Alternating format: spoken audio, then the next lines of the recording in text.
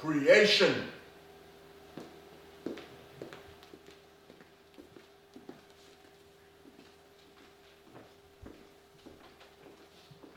This is more than a story. We are in your dreams, your prayers, the heartbeat of your mother. We are the grandmothers. You will call to us and we will take you to that listening house, that whisper in the night, the song on the tongue, the language that is not written, the spirit that cannot be broken, the dance that is remembered.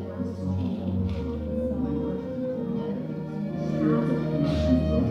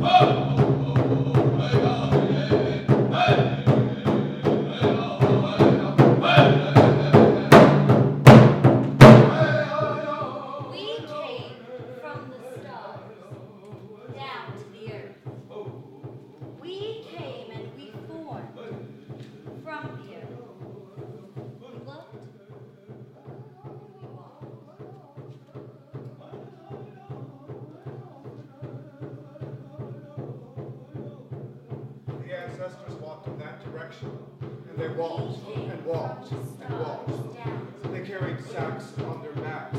The sacks were heavy.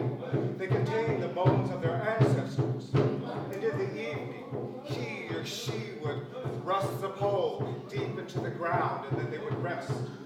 In the morning, whichever direction the pole lead, they would walk in that direction, and they would walk, walk, walk, and walk, and walk. We came from the stars down to the earth. He or she would thrust the We, pole the stars, swirled, swirled, and swirled up to the sky. whichever direction the pole Moon lead, children we walked, in we that followed. direction, and they would walk, walk, walk, walk. The stars swirled and swirled and swirled up to the sky. He or she would We thrust the came pole from deep the into stars ground, down and to then the they would earth. rest. We came and we formed from the earth. Walk in that direction. And we walked.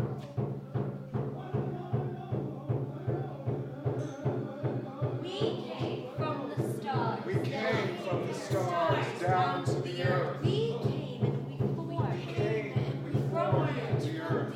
We looked. We looked. And we walked. And we walked. The ancestors walked in that direction, and they walked and walked and walked and walked. And in the evening, he or she would Thrust the pole deep into the ground, and then they would rest. The stars swirled and swirled and swirled up to the sky. And moon children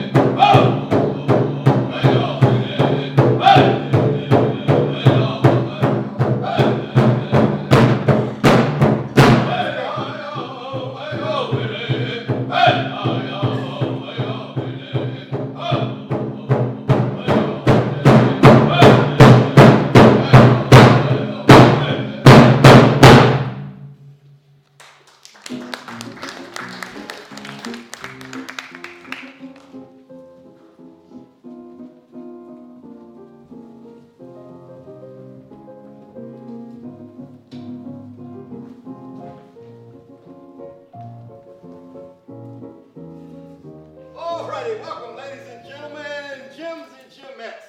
I want to take you on this train ride with me this evening, all the way from Dante's Lounge in Nevada, celebrating 10 years on the pageant circuit of North America. Champion powwow dancers, sometimes they're married, sometimes they're not. Who's counting anyway? Who knows? I don't know. But I want to put your hands together to bring the most fabulous couple to the stage, Beanie and Burge. Give it up, everybody!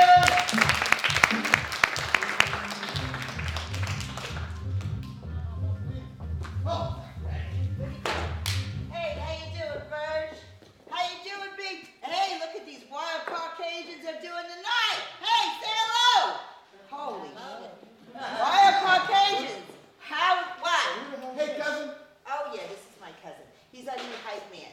You said I gotta hire a hype man, so look what he can do. Look what he can do. Okay.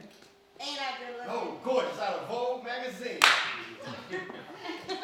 Am I too skinny? Oh, no, I thought she was sick this morning when I saw she sold Baby, it. great. How much is this one going to cost? Oh, not much. All we have to do is feed them. 3 squares a day? Let's hope not. Anyway, so you got any new jokes?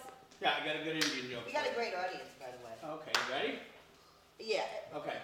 It's not the one. Knock, knock. Oh, Jesus. Okay. Who's here? It's a knock-knock. Who's there? Dishes. Dishes who?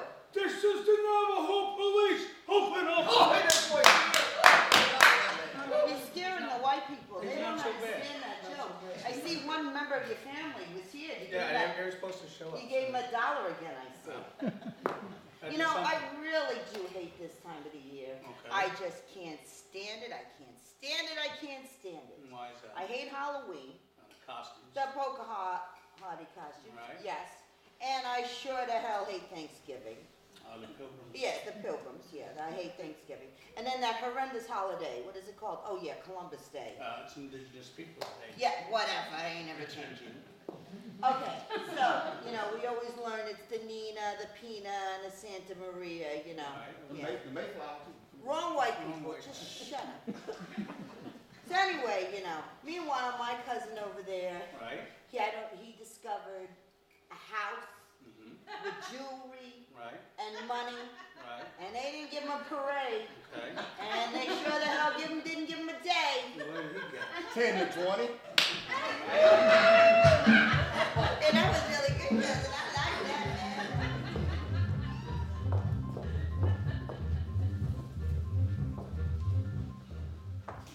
The beings, they had happy times, sad times, and some bad times. They created together, danced together, sang together. But then, one day, an odd thing happened. Others came.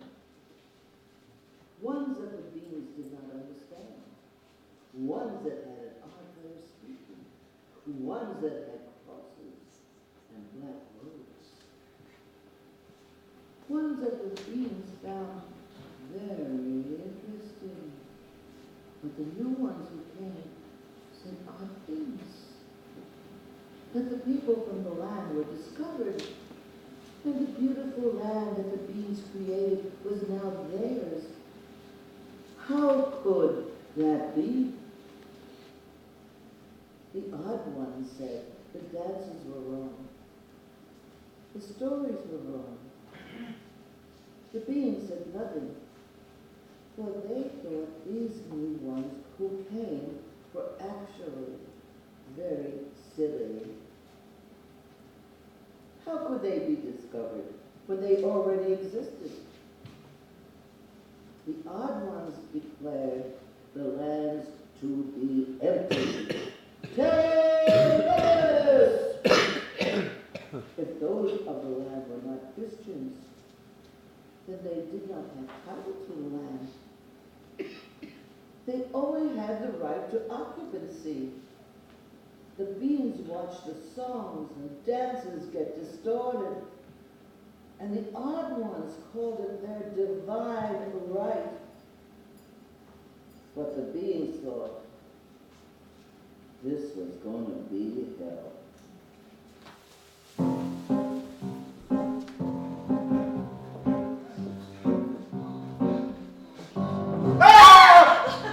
Hey, look! White man! Ooh, there goes the neighborhood. Oh!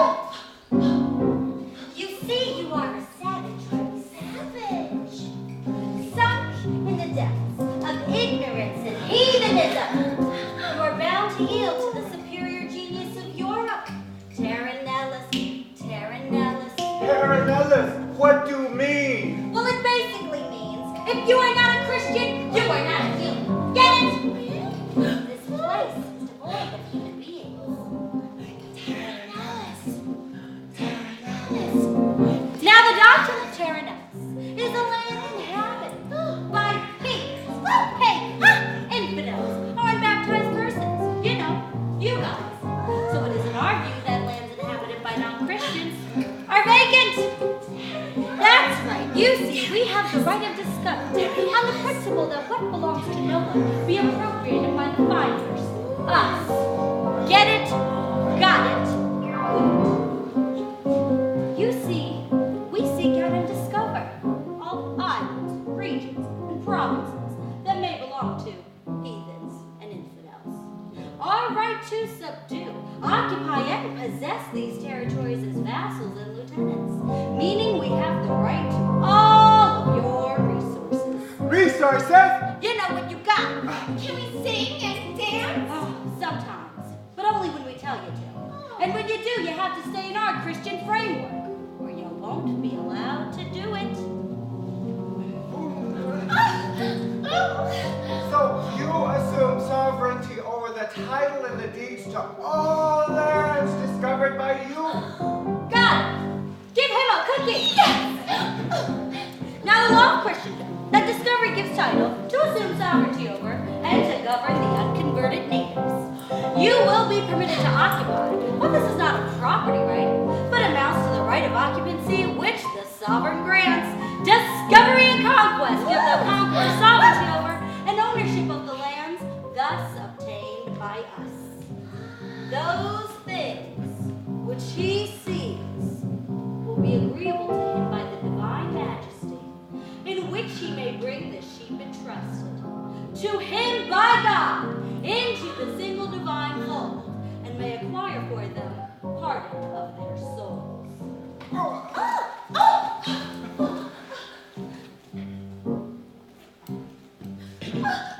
Terranellus! Terranellus! Terranellus! Terranellus! Terranellus!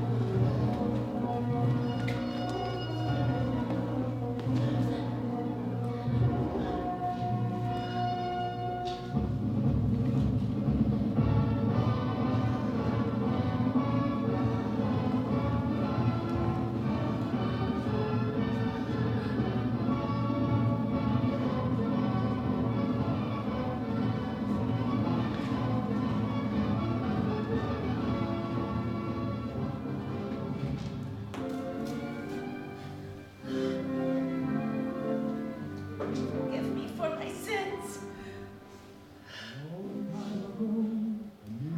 Jesus, do you weep for me? What is it that you saw when you were tempted in the garden by the devil? Did you see my face? Did you see what was done in your honor? Did you see the priest that took my son from my arms as I screamed and screamed but could not be heard? Do you see? He is now a saint. Jesus, I know you weep for me. Do you weep for us? Did you see this? The night that you were tempted in the garden?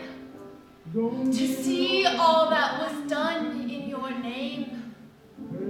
Did you see this? Did you?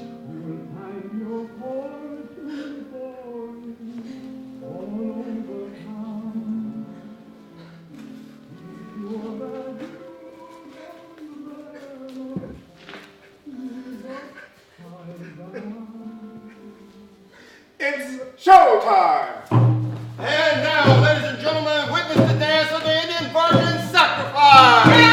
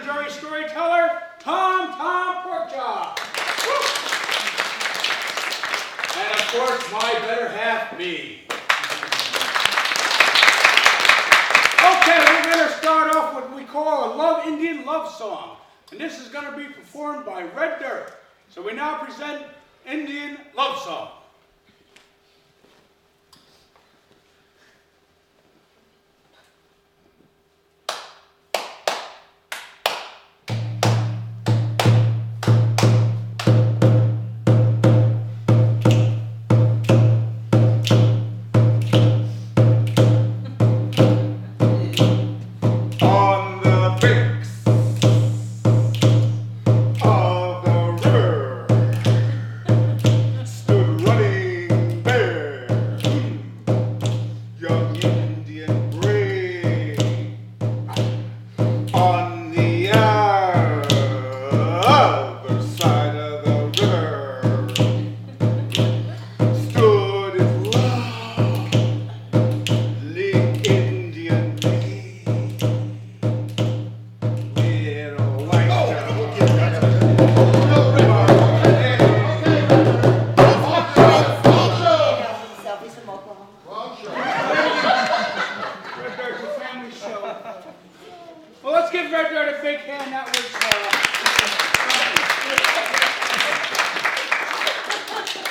know, ladies and gentlemen, before the white man came, us native people, we were one with nature.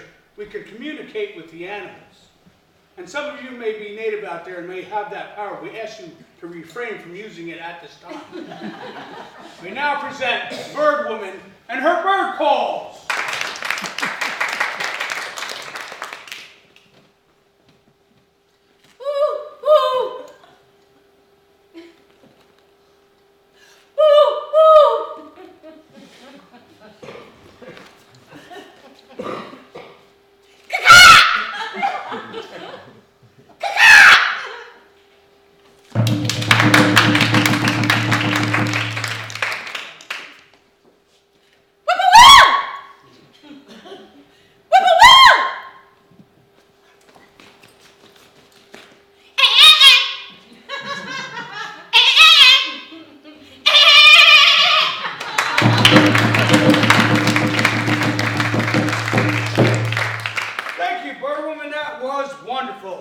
Now you may have noticed that she did a call and response, and that's because her twin sister used to perform with us, but she ran off with a stagehand back in Toledo. So now she does the act by herself. Okay, and as I mentioned, we're very lucky to have with us tonight our legendary storyteller, Tom Porkchop. Now you know the winter time was a time for our native people to share knowledge. Our elders passed down stories to our youth and told history in that and wisdom. But tonight we're not going to have a story. He's going to give you a demonstration of the many uses of the Indian towel. And this is formerly the Indian Blanket Act.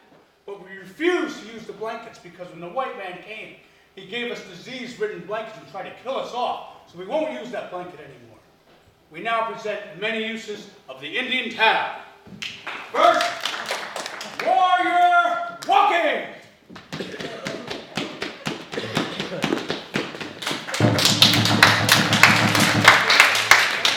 Now you know a long time ago it wasn't proper for our young men and our young women to associate with each other. So we now present Shy Indian Maiden. Oh, I'm a virgin,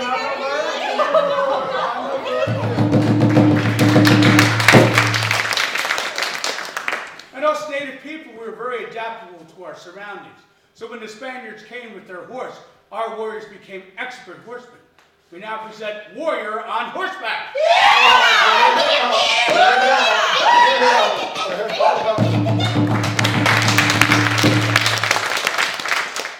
And for us to survive this long, as I mentioned, we must progress with the times. And we now present modern-day urban Indian warrior. Taxi! Taxi! Taxi! Go this way! Uber!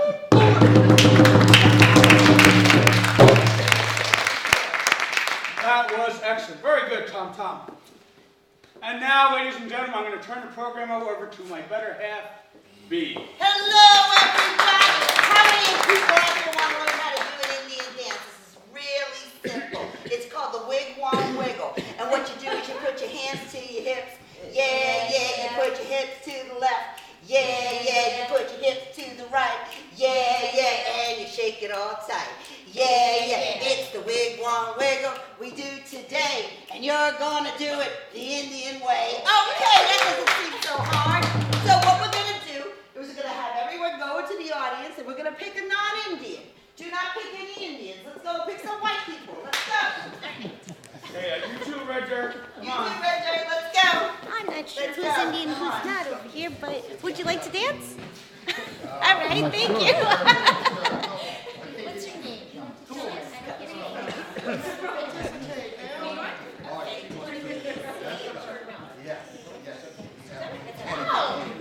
want to dance? What's your name? Hey! She just threatened me. She called me a refugee. She called me an immigrant. She said she was going to call ICE. She said she was going to call Very simple. All right. Moonlight Child, who do we have with us tonight?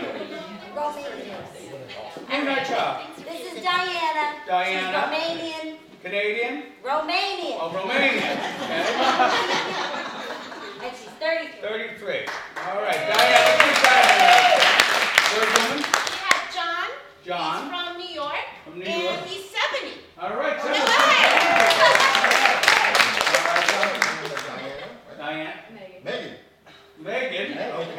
and she's 26. And she's from here. She lives in Lamont. 26? No, I'm sorry, she lives in Megan from New York.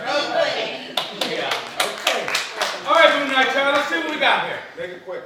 Okay, Diana. Stand right there. Put your hands on your hips. Yeah, yeah. Put them to the left, put them to the right. Oh, you did something. Here we go. All right. Thank you so much for participating, nice Romanian lady. You can sit down. All right.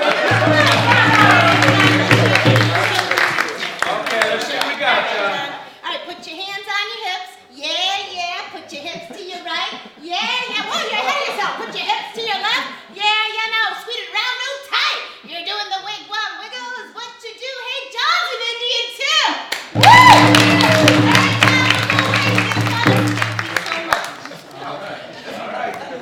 Put your hands on your hips. Yeah, yeah. Put your hip to the right. Put it to the left and spin it all real tight. Woo! Baby, good job.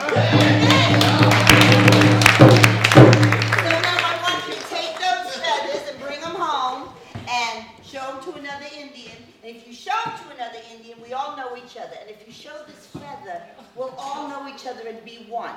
And remember this, when you run into an Indian, Indians don't get lost in the woods. And our children do not cry because we do not hit our children. So we've looked at all these different wigwam wigglers all over. That's We've true. been to Toledo, Yep. Ohio, The Bronx, Palestine, Staten Island, Israel. right? And these are the best wigwam wigglers we're ever going to have. So give me some All right, thank you, thank you. And now, ladies and gentlemen, we come to the more serious part of our program. And we're going to share with you an ancient song, ancient traditional song that was passed down from generation to generation. So we now present Moon Knight Child, traditional song.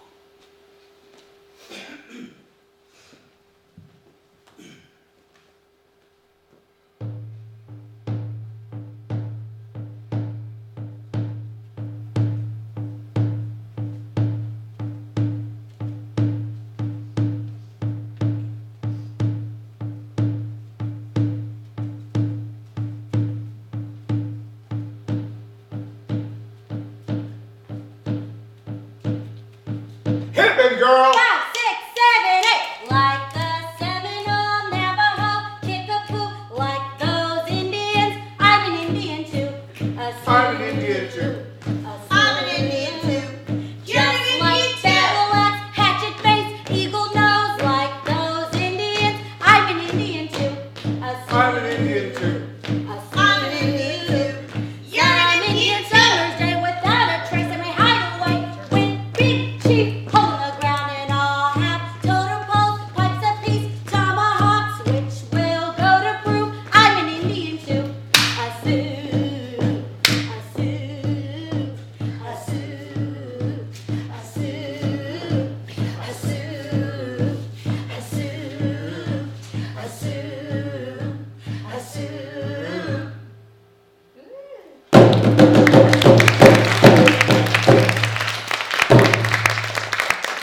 Thank you, ladies and gentlemen. We'll be here through Thursday. Our Indians will be out front by the big TV to take some pictures. And our next show is in 10 minutes.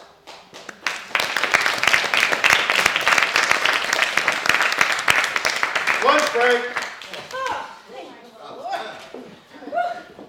Hey, Red, good show. Good show. Well, not as good as last week. You know, last week I think you were stage left. Maybe we could work on our choreography a little bit. I think that it would actually be amazing if we could do a whole dance with our Indian show. You come out in your dress. Shut your fucking pie hole. It's a shitty show. Okay. It's a shitty show. Okay. We do the same shitty show week after week, and we don't get shit for it. Okay. Hey, you think that you're the only one that shed a fucking tear around here? And did you even go see Auntie in the hospital last week?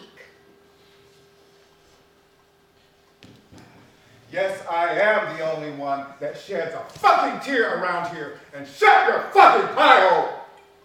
Hey, get away! You believe this guy? Every single week he's going on and on. You know, he wouldn't be acting like this if Auntie wasn't sick in the hospital. I can't handle it anymore. Him and his 12 steps need some water.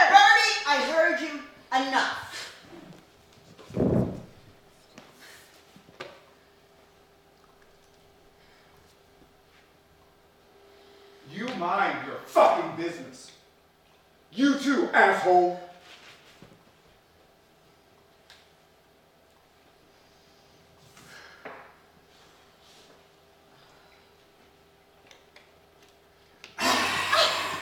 At least I got my bitch vodka. That's all you got, asshole! Enough. Enough.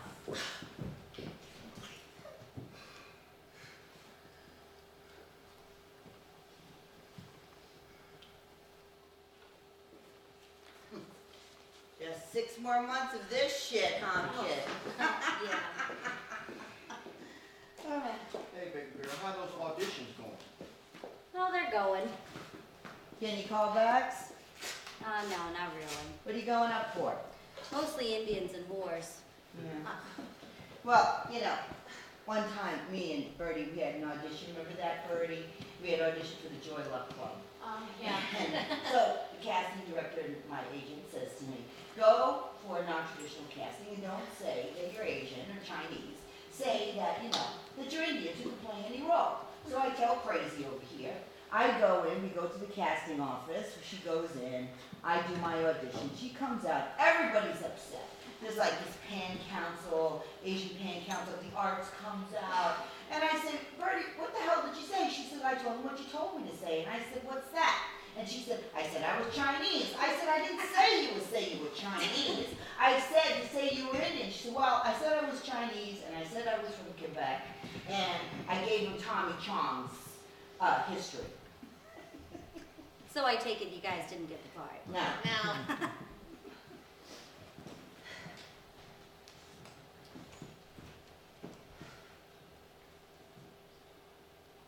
Now, I was the winner of the National Native American Youth Poetry Contest. Me, a winner. I was so scared to enter the contest because I didn't think I had any talent, but I did. At school, the English teacher hands me a letter from the contest. It read, on behalf of the National Native American Laureate Poets, we would like to congratulate and give you the honor of being the winner of the National Native American Youth Poetry Contest. Me, a winner. I was so scared the kids at school would be jealous of my simple achievement. He says, congratulations, bro. How about you go with us down to the dairy bar after school to get a Coke float to celebrate in your honor? We all get into his car. We drive away from school toward the dairy bar, past the dairy bar, out of town, and down to the river. He stops the car. We all get out. He says, hey, bro, we'll show you what we do to you good Indians. Then he hit me. He hit me. He hit me. He hit me. He hit me. I fell to the ground and he kicked me hard. They picked me up, pushed me against the car, pulled down my pants and underwear. And then he raped me.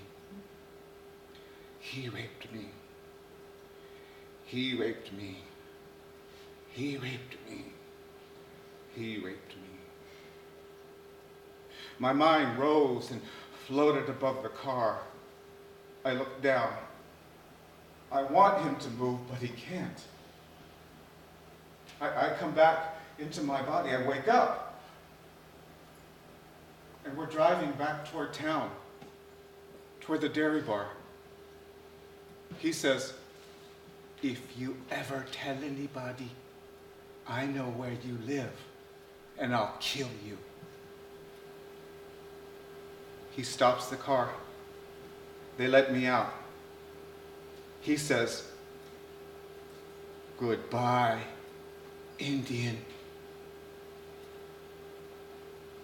I walked all the way home. Dad was asleep.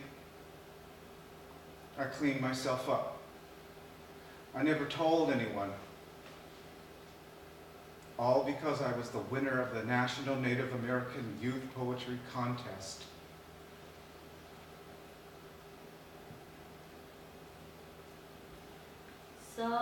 Songs are for singing, bouquets are for bringing, hopes are for clinging to, wheels of fortune are for spinning, and games are for winning. Tunes are through, for humming. Out of my body. Guitars I smell are everything for strumming. that is unscented. Dreams are for coming. I hear only me. And then And you are for I hear the white loving, noise from every part of and this room. loving, A and white loving, hum, and loving. Buzz. And then By I splatter everywhere in someone this dark room. as wonderful Then I can open my eyes. as you. Then I can begin to move. I And fly up to the ceiling. feeling And I wave and wave and wave and wave at the audience.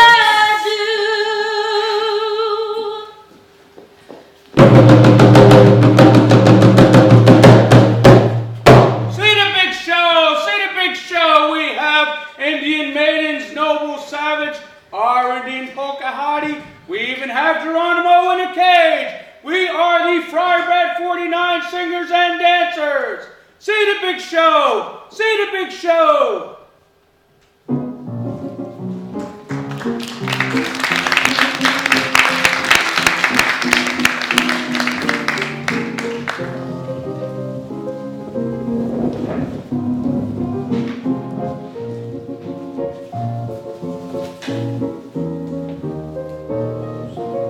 All right, ladies and gentlemen, I see you still with us. You still on this train ride?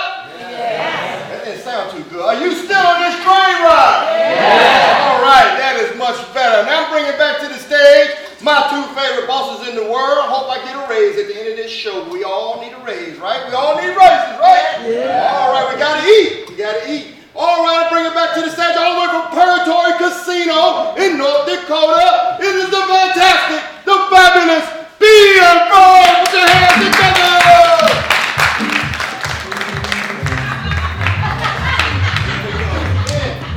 Oh, hi! You caught us at a moment. So, I was just thinking, Bert, that you know that my grandfather, he ran for tribal council. Did you know that? Our grandfather, remember that? And one of the things that he did was no one knew if he could do it or not. Because, you know, he liked to. You hit the sauce. Yeah, he liked to hit the sauce. So he went from house to house and he would knock on the door and he would make a pledge. Okay. And he would say, I pledge this is my last drink. And he'd take a shot. Well, after 40 or 50 pledges. I get a stretcher, right? No, he was too stiff to need one. So then they had a tribal council meeting that night, you know? Right. And everyone had campaign promises, you know? Okay. Like a debate kind. Yeah, debate Okay. thing, right. And so this one guy got up and he said he's gonna stop all crime on the A reservation. lot of crime. A lot of crime on the reservation. Then another guy got up and he said he's gonna get jobs for everybody on the That's even reservation. better. Everybody needs a job. My grandfather got up and said, if you put me on tribal council, I'm moving to Brooklyn. See, he's so funny. He's great. That was the end of his life in politics. Oh no, he got bit by, you know, the Indian showbiz bug. You know, we were talking about that earlier, you know, about the different things that we can do. Like, no one knows this, but Verge is an impersonato. And he can impersonate anything, anyone, anywhere. So, Almost anything, right? So give me, Leo was here earlier and he was sitting in the back.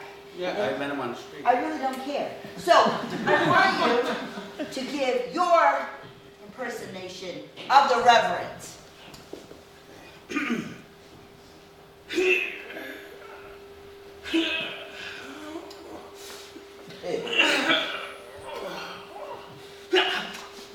Oh, that boy's so good. The Reverend, everybody. Yeah, he won the Academy Award. Yes, I do know that. And then, okay, we see that Spider-Woman's here, right? You did that. Yeah, What that yeah. need from you guys? My Assistance. performance art. Yeah, performance 9 years art, ago. installation in the art. Yeah. Everybody, I give you Indian in the box.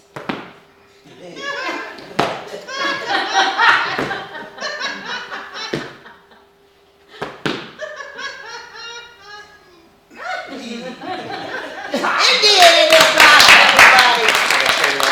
I know you got a lot of money for it. Oh, she still owes us some money. I know. So, the next thing I would like, you said you were going to make anything Indian. You can make anything Indian. Well, show season ends here pretty soon. Yeah, I was going to head over to the West Coast and Yeah. write Indian themes and Indian jingles. Oh. So I can make anything Indian. You make anything Indian. You can, okay, so you can make an Indian theme. Okay, let's try, The Walking Dead. And let them hear it. Hey, hey, hey, hey, hey, hey, hey.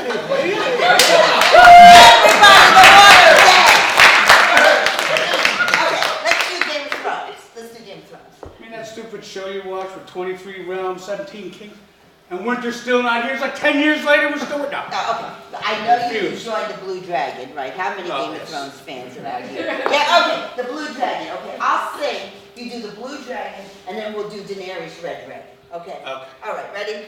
Hey ya, hey, Blue Dragon. Hey ya, hey, Red Dragon. Hey ya, everybody, Game of Thrones. I got another one for All right, you. what else? Okay. Hey ya, hey ya, hey. Hey ya, hey ya, hey ya. Hey ya, hey ya. That's like you, Genie. Hey ya, hey ya, hey. That's the Odd Couple. No, it's not. Oh, I do a Genie.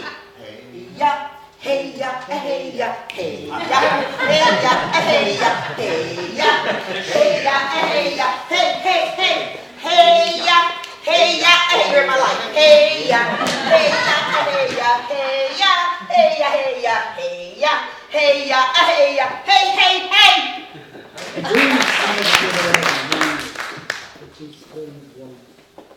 They thought if they sang and danced like that and acted like them, they would be taken seriously, or at least be treated fairly. They didn't understand, as the centuries went on, that they were still in the same place. The beings knew who they were. But who were these guys?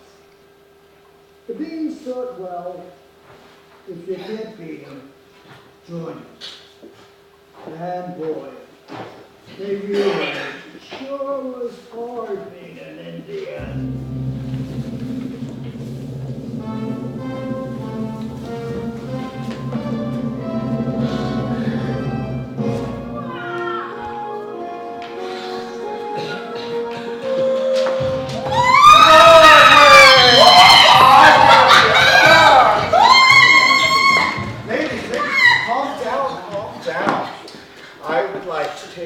To welcome you to the first Native American audition for the first organic Native American musical. I would like to take this opportunity to introduce you to the amazing, the fantabulous, the fantastic, the omnipotent Madam Director. Thank you. Namaste. Namaste. Please get my seat. So, we're doing the first organic musical, and we're going to do Pizza Pat. And we had Tiger Lily cast, but there was a bit of a row last night. And all of these Indians were in the audience. And one little Indian came out and pointed a little finger at me. And she called me a racist. Do you believe that she called me a racist? It wasn't like my my face was painted in black, and I was in blackface. Oh my God, Old no. and golden slip. And I'm sure all this didn't happen to Mary Martin. Never. Nor did it happen to Sandy Duncan, and she had one eye. One eye. And I know this doesn't happen to Spielberg. Never. So, get me that little one. Little one, come Oh, Hi, my name is Julie Two Horns. I'm a recent graduate of AMDA. Go AMDA. I've done all sorts of productions. I've done off-Broadway, on Broadway, Carnival Cruises, national tours, you name it, I've done it. yes, can I? Red, can I please have a seat? And can I have her resume, please? Hurry up. Are you taking your time? Are you done with the Hee Haw reunion over there? Okay. So, I see that, oh, your real name is Moonlight Child, is it? Uh-huh. And you work with your family, do you?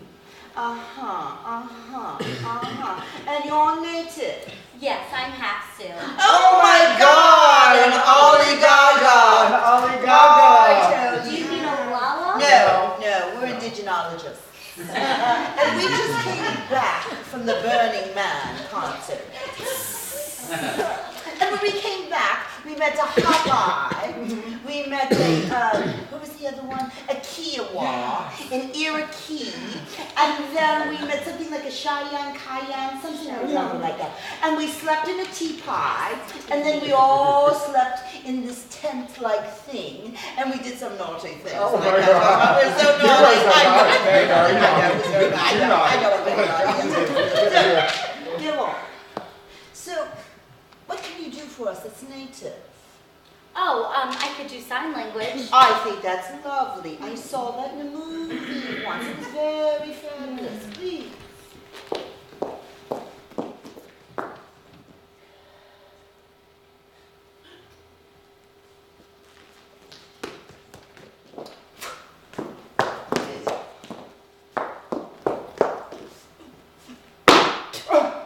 Sweetie, what was that? It was my grandfather's Indian name. Get it? Oh, no, I don't. Put Oh, her well, back. yeah, Mom, Put her just back. go. everyone. Please, No, put her back. I don't understand, Nikki. I just do not understand. I tell you, I need normal people to audition. And where do you go? The National Enquirer? No, National Geographic. Oh, yes. Oh, no, we have to be professional. Go get me the big bone Jewish one. Big bone Jewish girl, come forward. Big Bone Jewish girl! Big bone Jewish girl. Big bone Jewish girl. Let's shoot forward.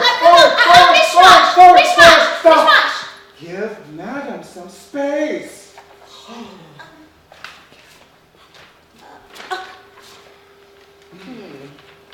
So, what can you tell me about yourself? Well, hello. My name is Lindsay Fink, but a lot of people think that my name is Lindsay Fink, so I have to correct them and be like, no, it's Lindsay Fink, not Fink. Anyway, I'm from Washington, D.C. I'm a little bit of this and a little bit of that. I like to call myself a mishmash, but I'm not federally recognized, so what are you going to do? Was that from your one-woman show? Because I didn't buy a ticket. So, what can you do for us that's tribal? Yes, well, today I've prepared a beautiful song that a lot of people may recognize, but they don't know it's from a lost tribe. I know all about them. You They're do? so stupid. They got lost in the woods. And then they reappeared one day, and they're millionaires because they have a casino. It's over there. The casino's over there. No, I'm right, you're wrong. Sing whatever you're going to sing.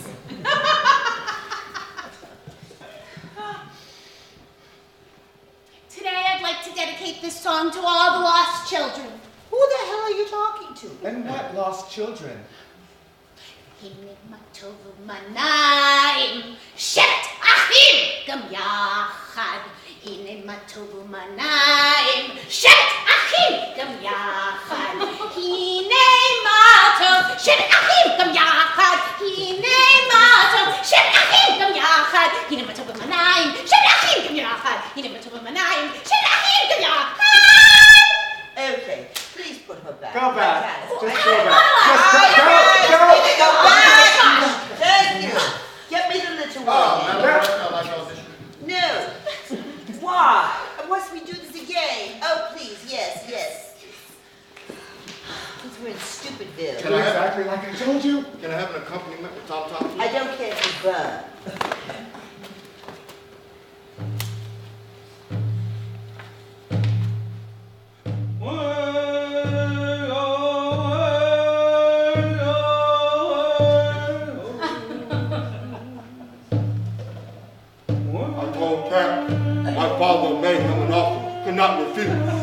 All right, that's enough. First of all, Marlon Brando put cotton in his mouth, not Al Pacino in that scene. He's Italian, you're not. Sit down, you over here. I can't.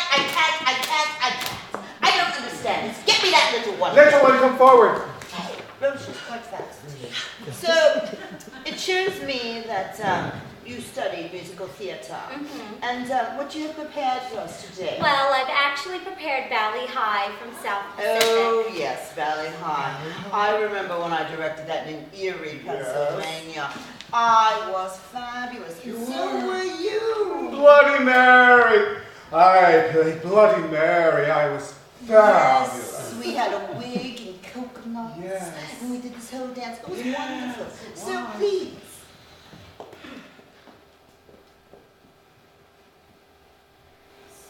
Someday see me floating in the sunshine, my head sticking out from a low-flying cloud. You hear me call you, singing through the sunshine, sweet and clear as can be. Valley High may find you any night, any day. Here am I, your special island. Come to me, Valley High, Valley High, Valley High. That was absolutely fabulous. The way you do the native dancing of the brown people. It is amazing. You're just simply amazing. Now we must talk about the organic process and part of the things that we learned at the Burning Man. So, you have to remember the organic process is so down to earth, it's dirt. Because that's what the brown people are used to. They're used to being dirty and poor. So part of that is we have to think about your intention now, okay? So I want you to sing this song as if you do not speak English well. Now go. Someday see me. Okay, you don't speak English well and you're downtrodden because you're not white. Okay, go. Someday see me float in. You're downtrodden. You're not white. And the white man you love left you because you are lowly savage. And as you stand on the cliff with your child at your breast, you throw her over because you cannot live without your white man. And you feel this all deep down in your brown vagina. Okay, give me some music, please. 5, 6, Someday see That's me right. float in sunshine and stick out from low fly cloud. Down in your brown vagina. You hear calling, sing through sunshine. Yes! Sweet and clear as can be. Valley High! Valley High! Valley High!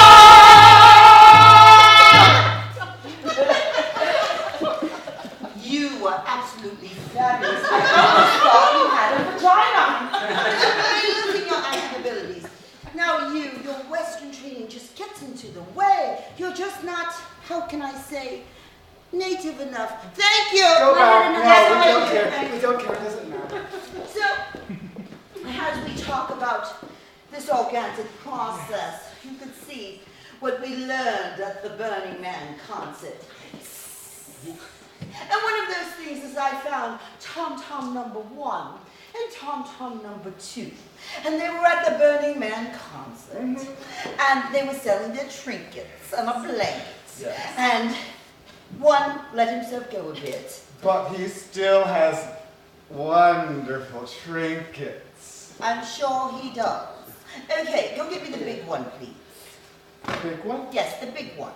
Okay. Because I have to feed him. Yeah, you can't touch me.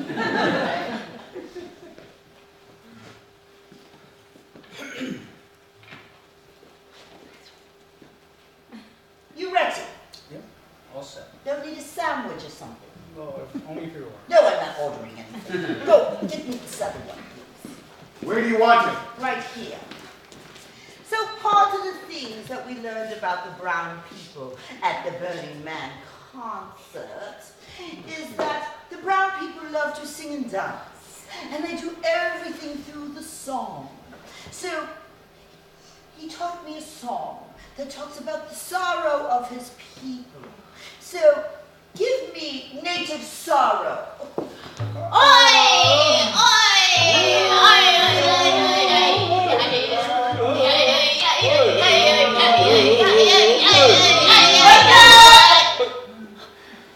I need a song about native love.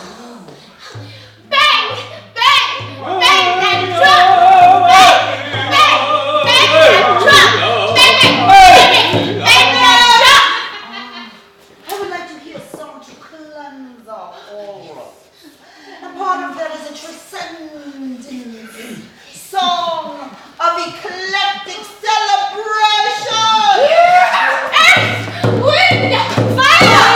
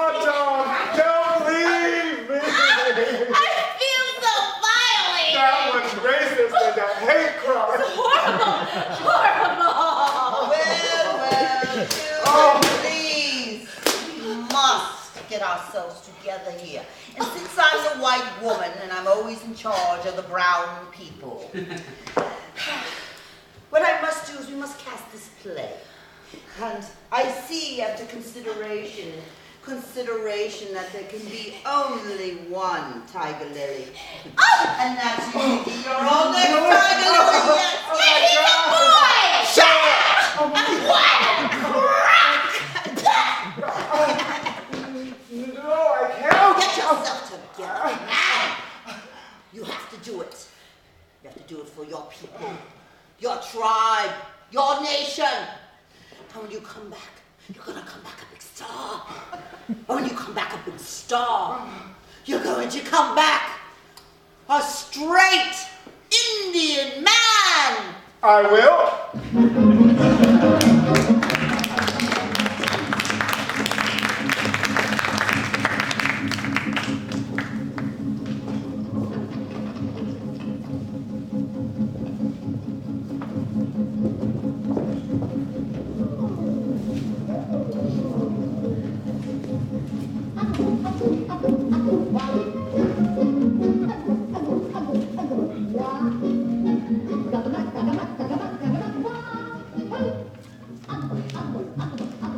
I'll be goddamn, the Knicks won another game. Get a home run? Strange that I have to do a show the day after a funeral. I wanted to sing at the funeral, but I just couldn't get myself to do it. Thank you, Jesus, for small favors. I wanted to sing one of these big church songs, like Jesus has a home over there. Okay, that's not a church song. Oh. Jennifer Holliday sang that. Jennifer Hudson. Jennifer Hudson, yeah, when she That's sang not how it from goes. Dream, Oh. that's not how it goes. Oh, well. Or I wanted to sing a song from a chorus line. Oh, yeah. Yeah. Yesterday, goodbye. Ah, okay, you get the note wrong every time. Oh, we sang in high school. We did? Yes, we did. Oh. No, I don't. Well, we did. We did? Oh. Yes. Okay. Well, or I wanted all of us to come out through the pews wearing top hats and sparkling suits, singing Seasons of Love. Seasons of love. 525,000. 600 minutes. Yeah. Just like that. That was awesome. Remember we saw the premiere of that? Oh, yeah, I saw that. Original I saw that. cast. Yeah, we saw it together. We did? Yes. Together? Yes. Oh, I don't remember. doing a show the day after her funeral. I don't think she feels anything, kiddo. She's dead.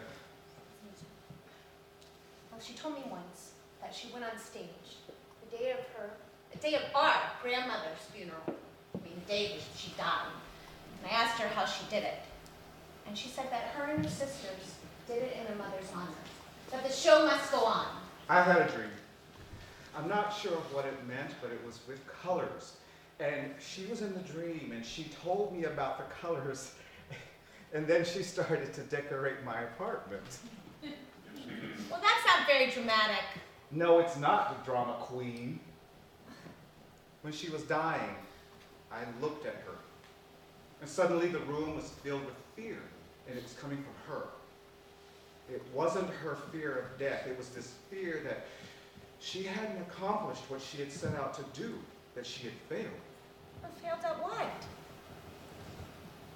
Her work. She said to me, Poopsie, I'm dying. And I said to her, but I don't want you to go. And she said to me, it's my time. I lived a long time, and that's the way things are. So I started to cry. Of course you did. Like one of those big weepy ones. Yes, it was. Straight out of Tennessee Williams or something. I mean, here she is giving one of the most dramatic lines, and she has the nerve to get mad at me for being so upset. I didn't even get that much from her when she was dying. She had her eyes closed. I whispered in her ear, I'm here. She opens her eyes, looks at everybody in the room except me. She didn't say anything, like she was mad at me for not coming sooner. Yes. Then I get the call that she died. Well, why didn't she go sooner? I was in a real show. Hey, I knew this kid once when I was younger. Sort of looked up to me. He and I ran molasses into Canada, made a whole lot of money. He got this bright idea to build a stopover point for GIs on the way to the West Coast. His name was Mo Green, and the city he built was Las Vegas. So when he showed up there, I just let it go. Said, this is the business that we've chosen. Business. Yeah, I didn't ask who gave the order, because it had nothing to do with business. Oh my God! What the fuck are you talking about? Will somebody please get him a monologue book? Yeah. Don't you feel bad, Bee? I mean, don't you want to talk about how you miss her? You haven't said anything all day. Nope. Don't you just want to say Lay a little off, something? Bertie. All I'm saying is that I think Bertie. that maybe she should Shut talk up, about- Bertie! Hey, wait a second! Why should I have to shut up? You are such a bully. You know, why can't I ask any questions? Why can't I talk about my feelings? Why is everyone suddenly mad at me and yelling at me? I didn't do anything. That's right, you didn't do anything. That's a terrible thing to say. Really? What did you do besides sit in the corner all day and cry? I have a life, you know. What? No. Are you trying to say you have a life and I don't No, have a life? that's- Is that what you're no, trying to say? that's not what I meant. Because that's what that sounded like to me. That sounded like you have a life and I don't have No, one. you're Is twisting my No, words. I'm not. Clearly you have something to say, Bertie. Then you need to say it. Now. Well, you act like you're the only one that can do anything for this family. And as soon as any of us do anything that you don't like, that isn't to your specific orders or your specific wishes, you tell us it can't be done. I'm not stupid. I know things. I deserve some respect. Yeah, and so do I. You have no idea what the last days were like. No idea. You never told me. You didn't want to hear it. You never listened. Every time I asked you to come and help me, what would you do? You had a meeting to go to. You had an audition to go to. Meanwhile, I went there 7 days a week. I clothed her. I fed her. I looked after the nurses. I watched her get older and older. And then when the Alzheimer's got so bad, and she didn't know who the hell we were, I still went. But none of it was easy.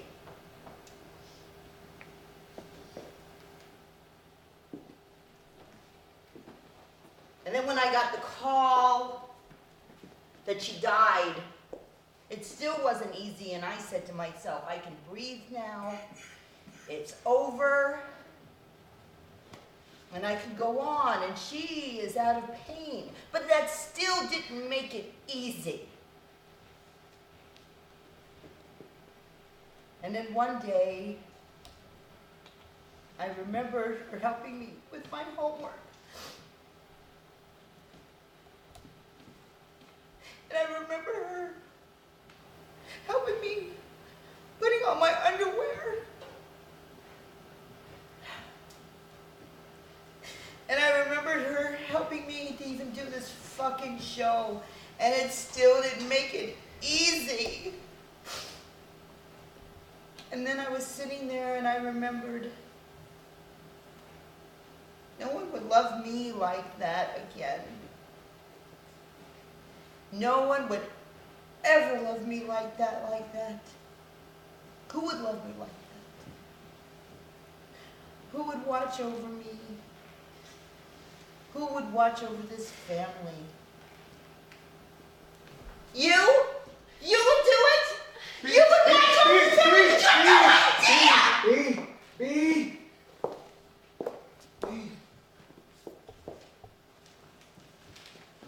I saw you hurting. I really did.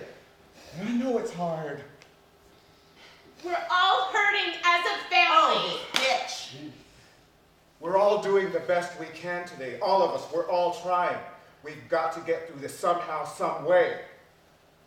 And I don't know if we're going to stop missing her. You know, it was so crazy that even in the last months when she was still so sick, we still listened to everything she told us to do. And she had Alzheimer's. Perfect example of how crazy this family is. It was like watching elephants mourn their matriarch in the safari on National Geographic. One by one, they each circle around and scream and cry with their trunks in the air. It was exactly like that. It doesn't make me feel any better being compared to a horde of elephants. Oh, Jesus. It wasn't supposed to make you feel any better. We're not going to feel any better anytime soon. Things will change. Things have changed. Way oh hey, way oh hi oh way oh hey oh hey,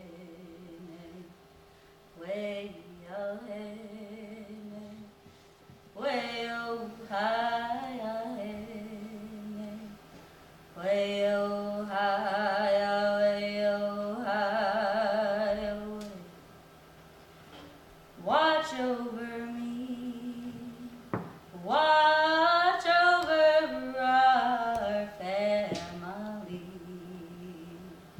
watch over me, beautiful auntie, way oh hi, way oh hi, way oh hey, nay. Way oh hi oh way oh way oh hey nay. I watched you today, sweet woman of the stars. I saw you, and I saw you in the in-between. You didn't make it to the place you wanted to go. I saw you today, sweet woman of the Watch stars. over me. You paved the way so that we could be on this stage. Family. I want to sing a song for you. Watch I want to over sing something me. special just for you. Beautiful auntie. Your voice was Way heard. oh hi, I saw you today, oh, sweet woman of the stars, as I walked the city streets. Way And when I saw the theater oh, lights, hey, it was your face. way oh hi, oh way oh way oh hey. You paved the way so that we could be on this stage. I saw you today, sweet woman of the stars. oh, I stand here because of you. I live because of you. You can no longer sing, so I will sing for you. You can no longer Watch act, over me. so I will act for you. Watch You can no longer over dance, our so I will dance I saw you today, sweet woman of the stars.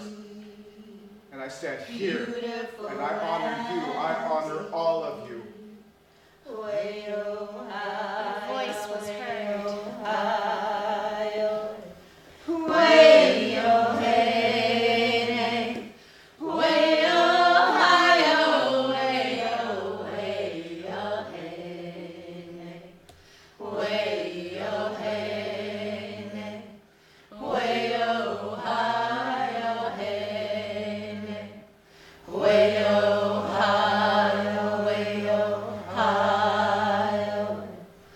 Watch over me, watch over our family, watch over me, beautiful auntie, way-oh high, way-oh high. Way-oh, way-oh, way-oh.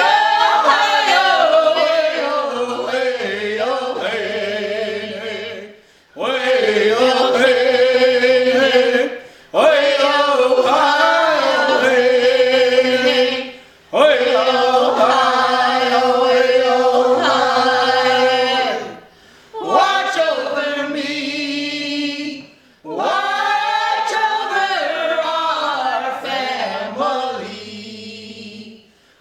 watch over me, beautiful auntie, way-oh high, way-oh high.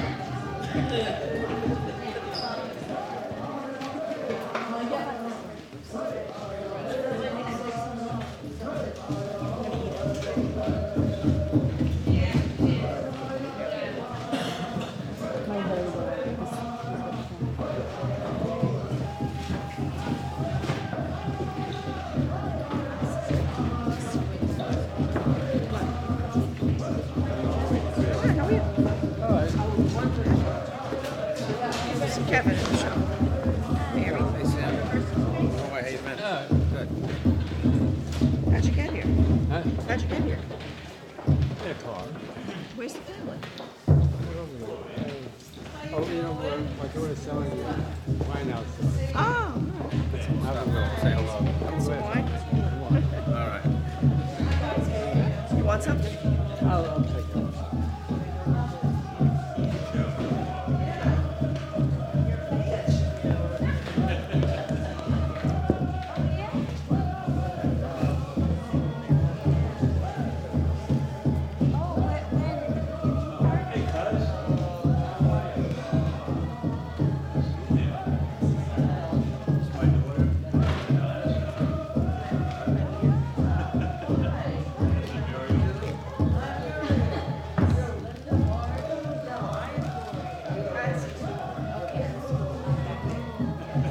Bye, Sam.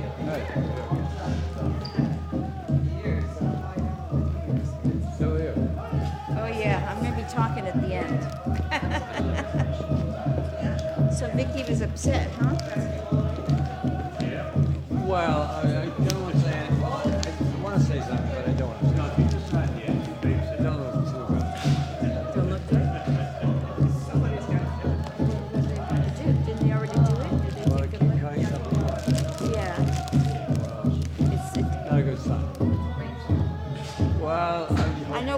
he didn't want to do that. I mean, I've heard, the doctor said he didn't want to do that.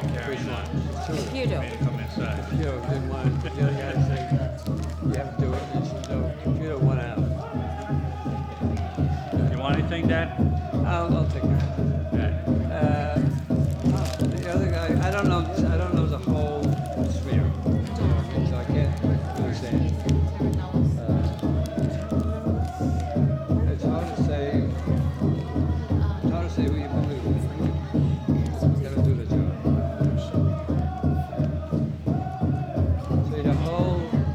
I see the whole family going through this. The whole family. She didn't sing really.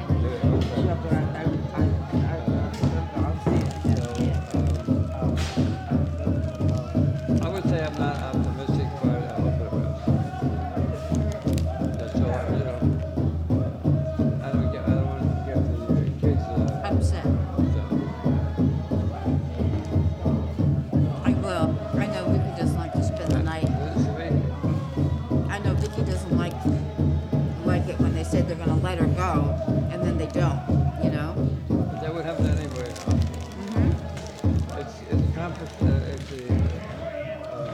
controversy between Dr. A and Dr. B. Really? The one doctor said we want to the other political theater people? do more. And the computer says, no, that's fine. We've done enough. It does seem to be I'm not a doctor. I'm not a doctor either. I thought you were a witch doctor. Well, that's different. All right. I don't say nothing to Oh, nobody. no, I know. No, Kathleen just said that they kept Vicky, and she wasn't because happy. the thing is, story is, it was a weekend, okay? Computer took off, and he gave the right to have her dismissed from the other doctor. He went away for a weekend or something. You can't get home. You don't get to work on a weekend. Something. That sounds right. Well, hopefully, if it was so important, he would be there. I don't know. I have no idea. Wow. So, she's better off in the hospital than home. Because there's a 24-hour a day observation.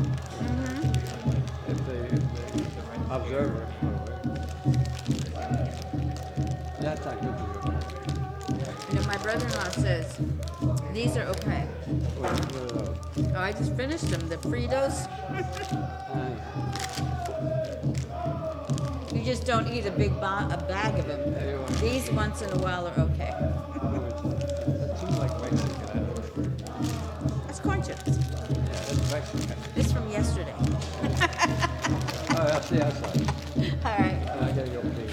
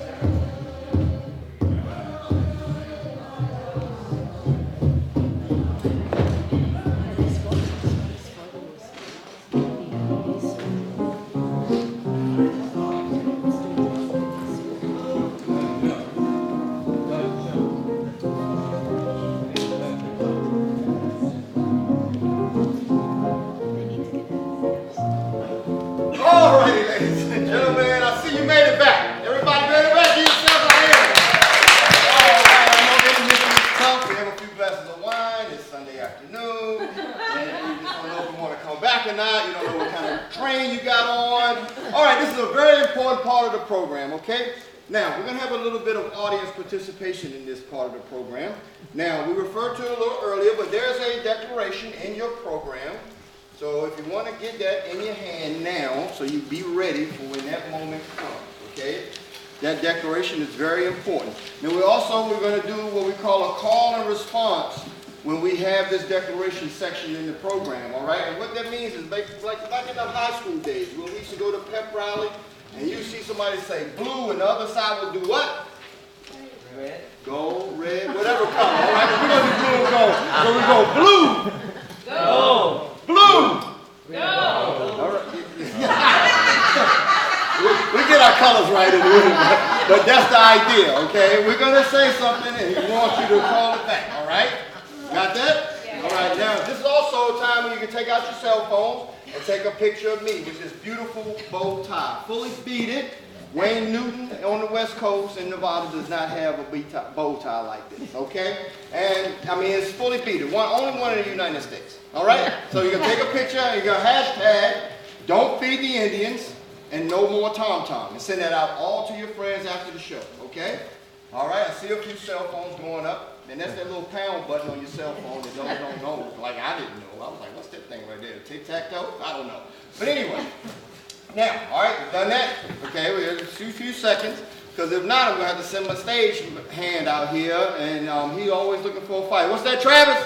Don't make me come out there. Yeah, see? All right, that's right. He's from Hollister. He's always looking to throw down a little bit. Anyway. Now, all right, we already got the pictures. Hashtag up. All right, we'll turn the cell phones off. Okay, and remember those declarations now. Don't let me down. Don't let me down. Again, I'm getting paid, trying to get paid after this show. All right? All right, still in purgatory.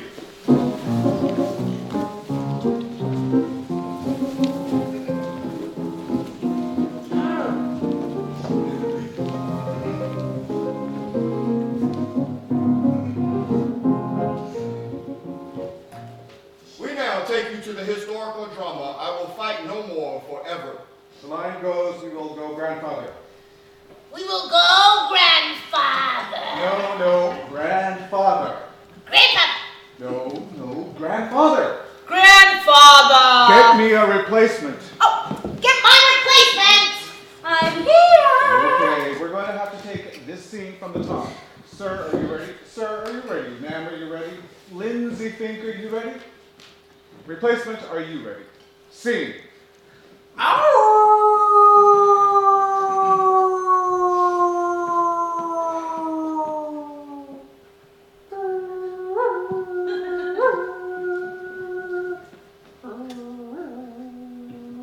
From where the sun now stands, I will fight no more forever. We will go, grandfather. Stop. Why does she have an English accent? Well, in my research of my character, I found out that she was actually raised in England. And why would she have been raised in England? She was kidnapped. Kidnapped? When? Well, you see, she was working at a house, and they were English, and they were aristocrats. Then why does she have a Cockney accent? Right, because of Sarah. Who the hell is Sarah? The maid that helped me. You see, she took me to England and raised me as her own daughter. But I really wasn't her daughter because I was really Chief Joseph's favorite niece. Anyways, I was raised in England where I learned how to cook and clean. But I was such a good servant that I was put into one of the great houses in England. He was a duke and he had a son. The son fell in love with me as I cleaned his house and he wanted me to be his wife. But you said no. No, but our love was not meant to be, you see. Okay, the accent's a little too jarring. You need something a little different. Do you have a different accent? Of course I have something different. I have a different history with each accent. Guten Tag, nein, wie will go, grandfather? Nope, I could do Italian. Bella, bella, bella, we will go, grandfather. Nope, I could do Puerto Rican. Mira, let's go, abuela. We're going to have to take this scene and do it a little differently. Replacement, could you move center stage, please? Okay, I want you to come in right after the line, we will fight no more forever. Just give me a plain accent, nothing too fancy. Do you understand? Great. Now, here is your motivation. You are almost on your deathbed and you can barely move, but you tell your grandfather and your sister that you are going to leave all of this behind, that you will never see your homeland again. Like the sound of music. But don't sing the line, just say the line. And remember, you are weak. You can barely move. You can hardly talk. But you tell your grandfather and your sister how you feel. Okay. Okay, sir, are you ready? Sir, are you ready? Ma'am, are you ready? Lindsay Fink, are you ready? Replacement, are you ready? Sing. Oh, shouldn't I have a chair or something? Wait a minute. Guess not. Sing. I do it like this. From where the sun now stands, I will fight no more forever.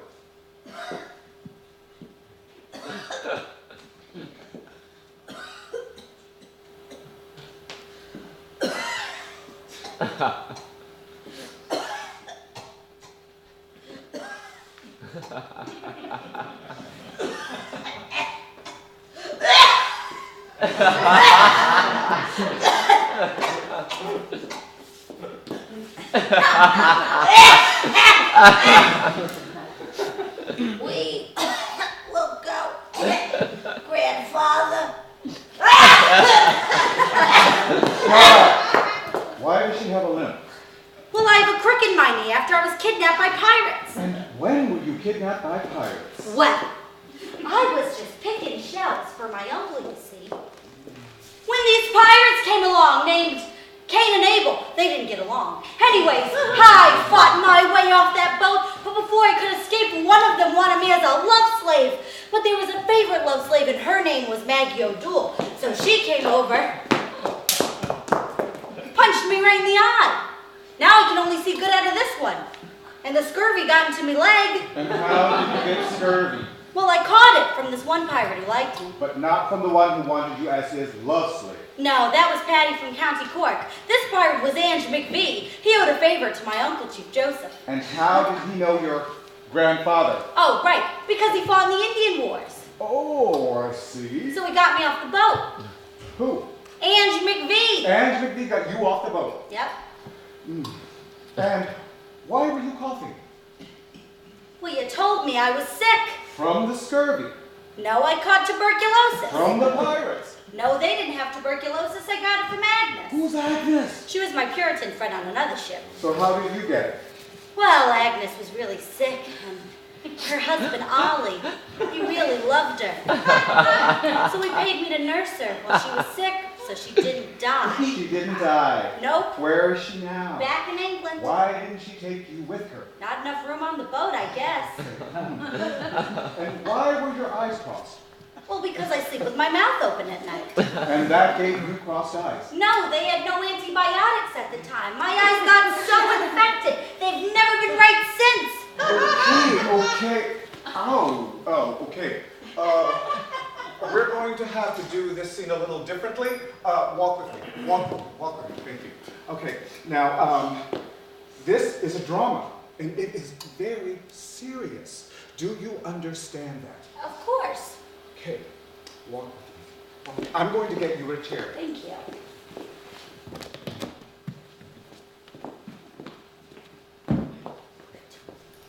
Now, I want you to sit here and think about all those things you just told me. And I want you to be sad, but don't cry. Okay? It is like you were in a sieve, and you were trying to break out of this sieve. Yes, like that. Like that. And the more you try to break out of this sieve, the less you can speak. As a matter of fact, say the lines in your head. Now, the pirates, the ones that kidnapped you, they cut out your tongue. So you are, yes. So you sit here, cross your arms, gaze out over the horizon. Then you nod your head 4 times. Do you understand? All right. Okay.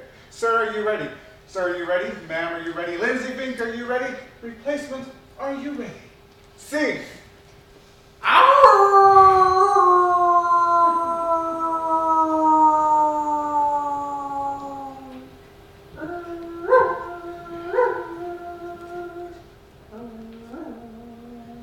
From where the sun now stands, I will fight no more forever. Perfect! Hey!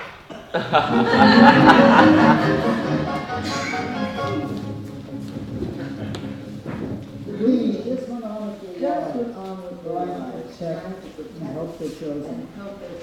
They went to audition. Felt themselves in good parts. Even helped write some plays. Had some sad times. Not sure if this place was ever going to be if it ever was going to change. Then one day, they felt something. Then one day, They weren't sure what it was. felt something. It started They small. weren't sure what it And was. it rippled across the sky. It started small. And it was getting as And it big as rippled the across night. the sky. Something and it was getting happening. as big as the Then it night. started to sound like it did Something in was the beginning. happening. Not quite, but almost Things there. started to sound like they did in the beginning. They were the first to hear it. Not quite. They were the Almost sacred there. parents. They were the first to hear it. They were the sacred beings.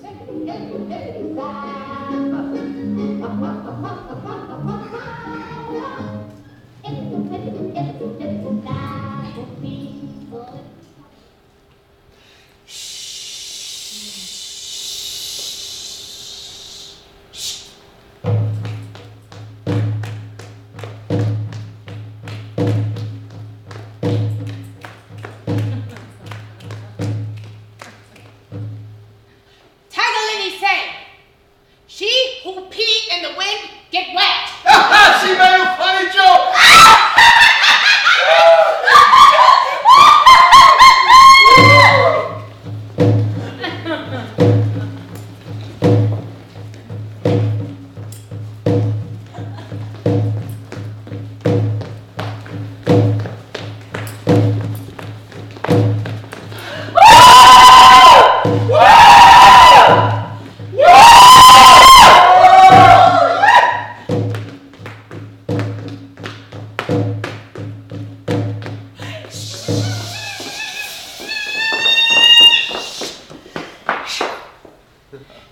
Tagalini sang, "Aga waga, wigwam." Wigwam! Aga waga meatball. Aga waga meatball. Aga waga big bang. Aga waga bing bang!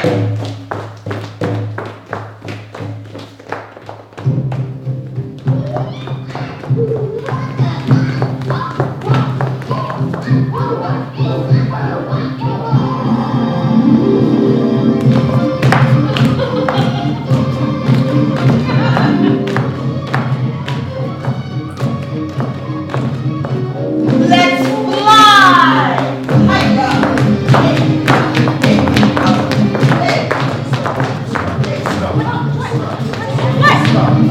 Stop the music! Stop the music! Stop the music! I'm sick and tired of doing this tom-tom stuff, and I'm not going to do it anymore. Are you sick and tired of doing this tom-tom stuff? Yeah! Are you sick and tired of doing this tom-tom Yeah! stuff? We are sick and tired of doing this tom-tom stuff, and we're not going to do it anymore. So, I say no more. You say tom-tom. No more. Tom-tom. No more. I say no more. You say tom-tom. No more. No more. Wait, stop. Stop trying to make white people look bad, alright?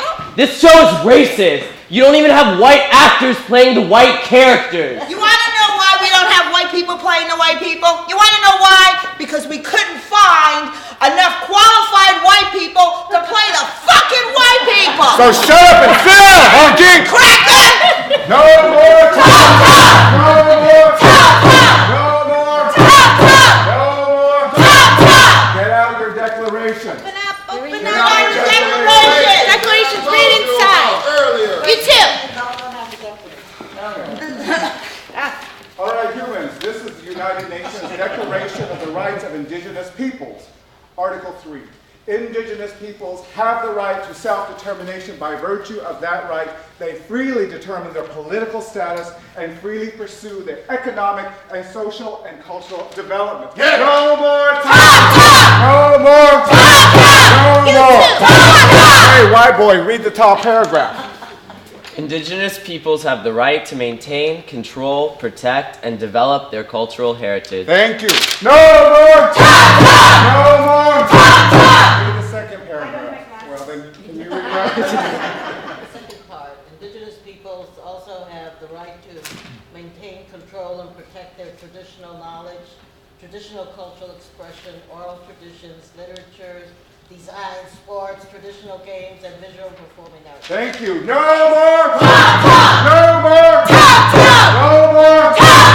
No more talk! And if none of you have understood anything that we had to say, we have nothing left to say.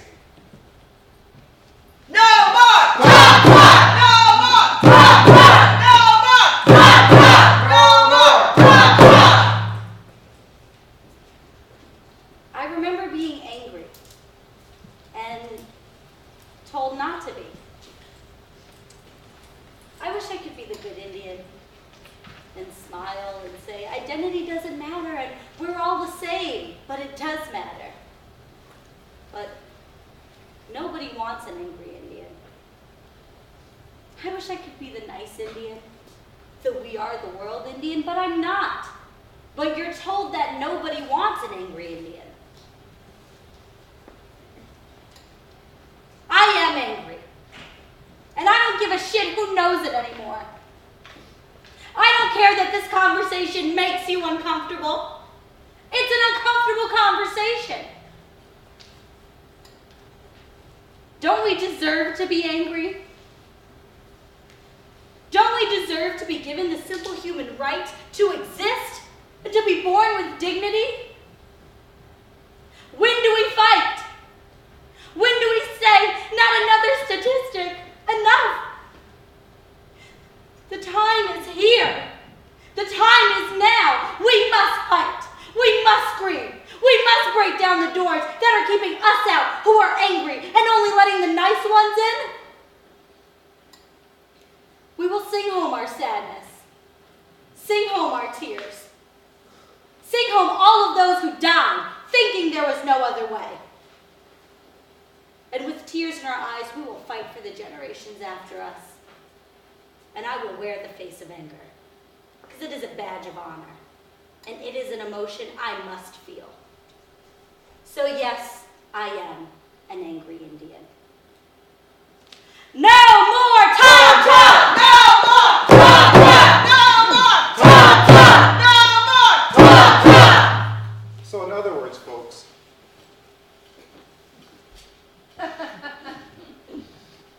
we can be angry and as crazy and as fucked up as anybody else.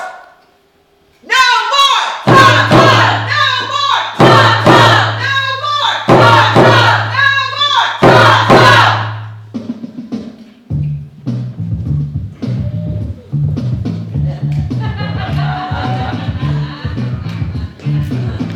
All right, ladies and gentlemen, thank you for joining us for another episode of It's Another Angry Indian. Here on Native Television Network, where we practice self-determination at its best.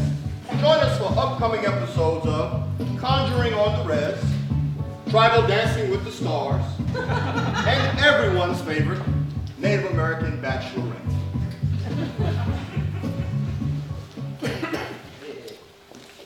And now, ladies and gentlemen, I bring you to the reality TV show of Keeping Up with Pocahontas.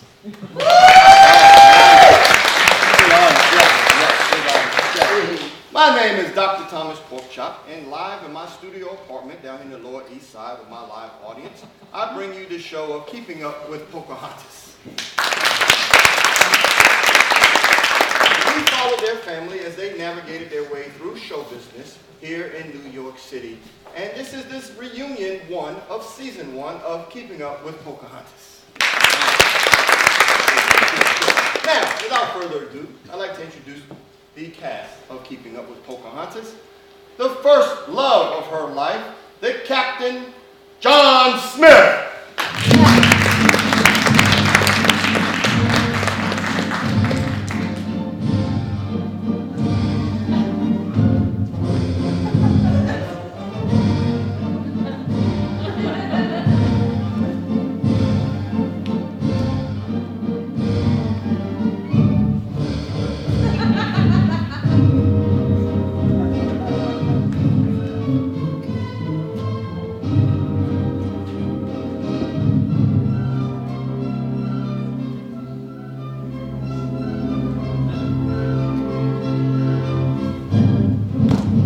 Such an honor to have him with us today. And now for the second most important man in her life, although through divorce and family turmoil, he still remains the Rock of Gibraltar. That is Chief Powhatan.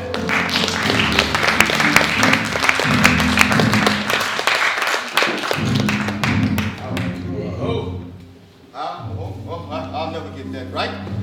Now, for the quick tongue and quick-witted, but beauty queen herself, her sister, Nokomis.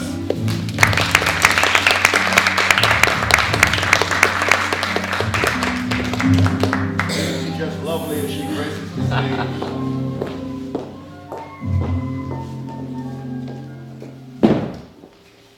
And now, the reason that we're all here. She has inspired countless burlesque shows, expositions, and plays. She has been voted by People magazine as the sexiest female in America.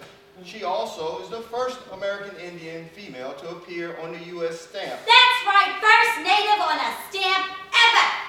You don't hear about Sacagawea doing that shit. People act like this family's brand new. Continue, Doctor. Alrighty. From prisoner of war to iconic cartoon images, she has shown her love and resilience for her family, relationship, and her career. I give you Pocahontas!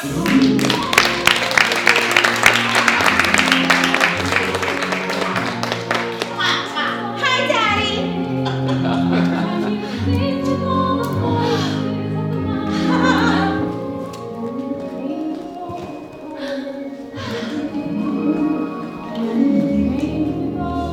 Alrighty, well, in the first season, we met her mother, who also pushed and bribed her daughter into show business, but the studio informed me that due to a family emergency, she will not be joining us today. Here she is, boys!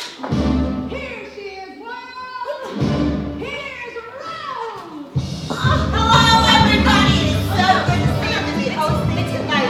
Oh, look, it's the Colorado student. You see that? You see that? Hello, everybody. I'm so happy to be hosting. Thank you. Get out of my seat. Get out of my seat. Thank you. Out of my seat. Thank you. Oh, I'm so happy. I'm so happy to host her. Oh, look, a servant. Oh, that's my assistant.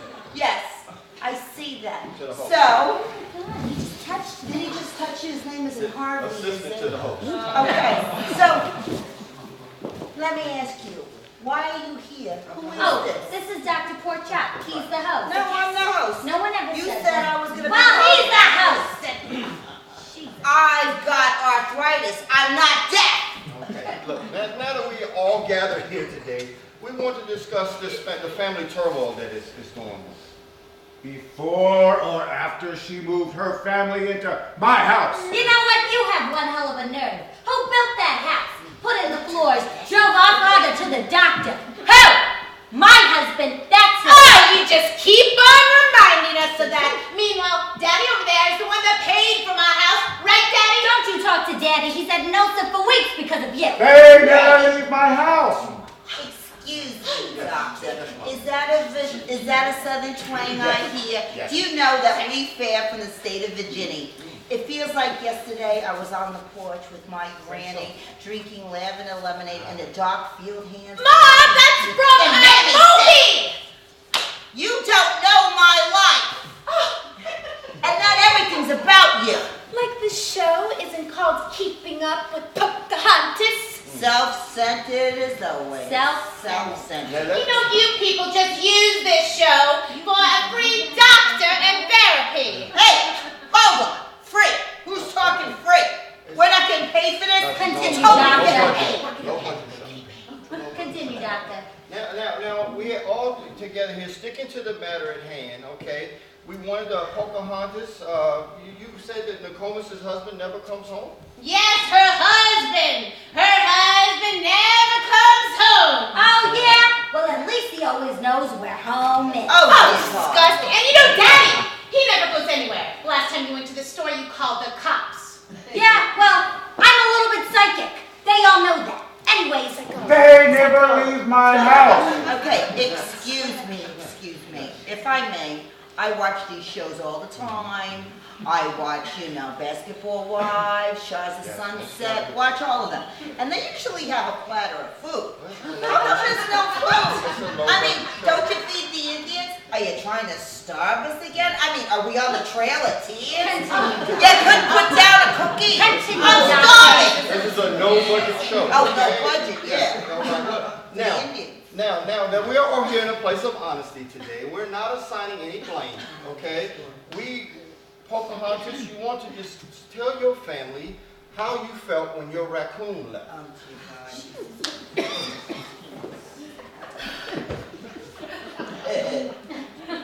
Well, he was my best friend in the whole world.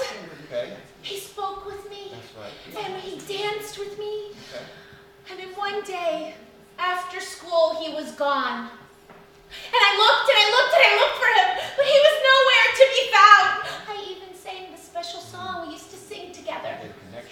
Around the river bend, around the river bend. Oh, Susan, my little baby, come back to mama.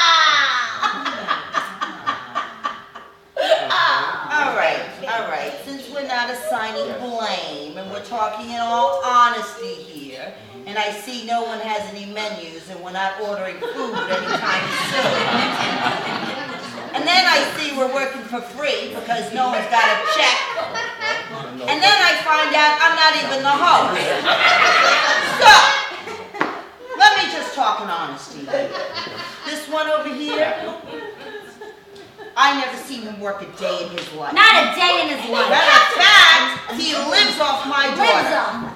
I don't even think I saw him buy a stick of gum. Not a sticker. Matter of fact, he's a bum.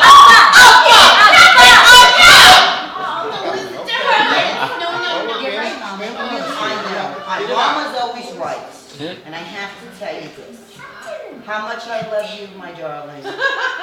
And I just want to say, remember the time your husband got really sick and he went in convulsions and his eyes rolled up in his head and we saw the whites? And we all went to the hospital and we had a healing circle and we all prayed. I can't lie. I wished him dead. That's all I gotta say. No food. Not even a fucking stick. Okay, now since we have everything out on the drum here, okay, in a circle.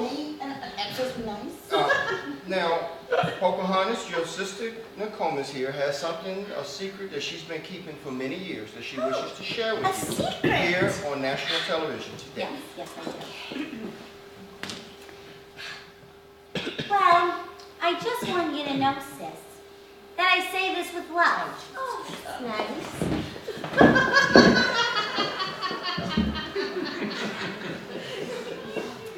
But remember that Thanksgiving, the year your dear raccoon ran away.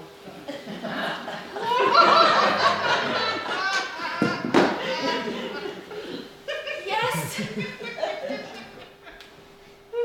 Well, didn't you think that the turkey was really small that year? Well, Daddy said that it was because the turkeys were growing old and that they were on sale. Right, Daddy?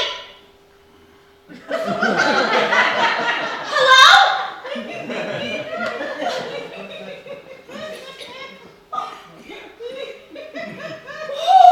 We ate? Yes, Pocahontas. I say that because I love you. You made me into a cannibal!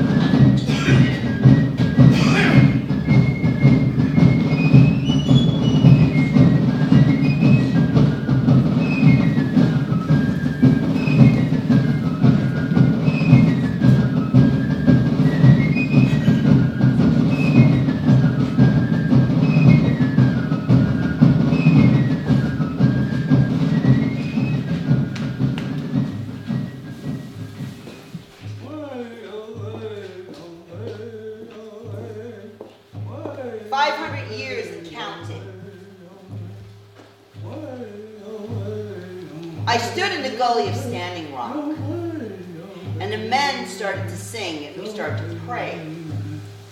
As we started to sing and pray, I looked in the corner of my eye, and I saw state troopers. Trail of Tears. One state trooper came out, and he went to another part of the gully, and he took out his rifle, and he was a sniper, and he took aim at us. I started to put my head down, and I started to really Sand pray. Creek Massacre. And then I thought, well, you know, they don't know anything about us. They hear drums and singing, and they hear Wyoming war. Massacre. They see the last little Mohegans, the Pawnees coming to kill their villages. Three Knolls Massacre. But as I was sitting and praying, I started to think about a movie I saw when I was 7 years old called Soldier 2. And I remember the massacre scene. And I remember how much it scared me then, as it scared me as I was never out Standing Rock. I knew that they could kill us. Maybe one day they would kill us all. Tribal members. But as I started to pray, I heard voices and singing. Then I saw a picture over my eyes. I saw women holding onto their infants by the river, putting their hands over their infants' mouths so the cow wouldn't hear them. I heard wailing of men holding their dead, mutilated wives in their arms. I heard screaming, I heard war whooping, as men came from the villages to protect their elderly, their children, their women. All of these things were going through me. Three Knolls The gully of Massacre. Standing Rock. I went home that night, or I went back to my hotel room, and I turned on television, and there was a lady, and she had dyed black hair. She had fake turquoise on, and she was by some fake pottery. And she talked about this DNA test that she took, and she was so proud of her Native American heritage. I got so angry. I was like, really, lady? Are we these mystical people to you? Did your DNA test tell you anything about the Indian boarding school system? Did it? Did your DNA test tell you what it means that ever since you remember, you were told you had to leave where you lived from your traditional land or you would be killed? Did your DNA test tell you that? Did your DNA test tell you what I felt today at the gully of Standing Rock? Standing Rock. That once again, land was going to be taken away and extracted for oil and money, and we were going to lose because it's 500 years and counting. But the fight brought us to this point, that Article 3 in the Declaration confirms our right to self-determination as indigenous peoples.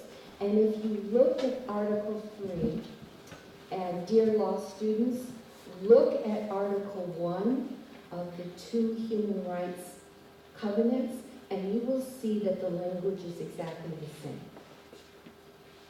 Good evening, everybody. I'm so glad you're all here. It's wonderful.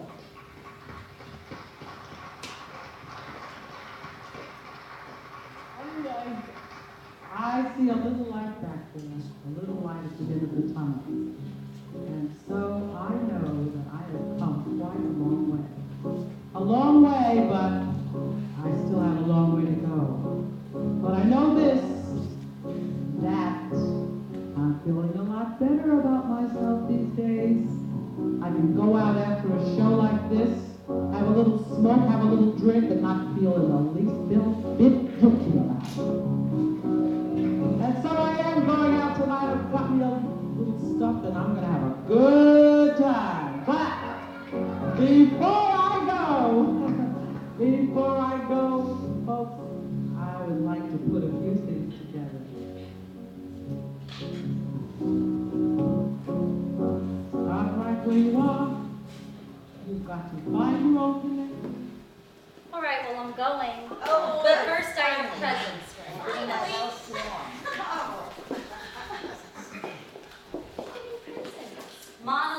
for men. To be or not to be? That is the question. No more Godfather. Yes. Yes, please, thank you. For me, it's my favorite color. Thank Since you. I won't be around for you to steal mine anymore. Oh, look at it. Look at it. Oh, see. It's pretty, right? It's nice. No. My favorite razor. Nobody will shave my head the way you do.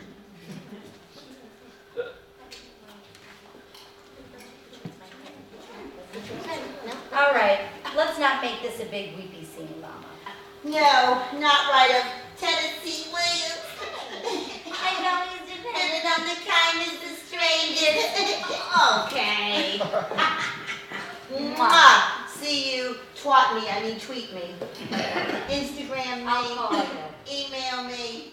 Okay, I'll call Facebook you. time me. Every week. Call me. Be happy, honey. Thank you. Gotta go, hang in there. Have fun. Hey, condoms. That's all I'm gonna say. Have fun using condoms. Start right where you are. You've got to find your own connection. Put it in the socket, then you can turn it on. Tell you what to do. You've got to find your own connection. Put it in that socket, then you will turn it on. So weave it up and weave it down. Weave it all together. Hey, weave it down around. Find your connections now. My Your sister took my stories, mama. your songs, your dances taught me and made me who I am. You are my paradise. Because you made it possible for me to see paradise. You have lit a fire inside me.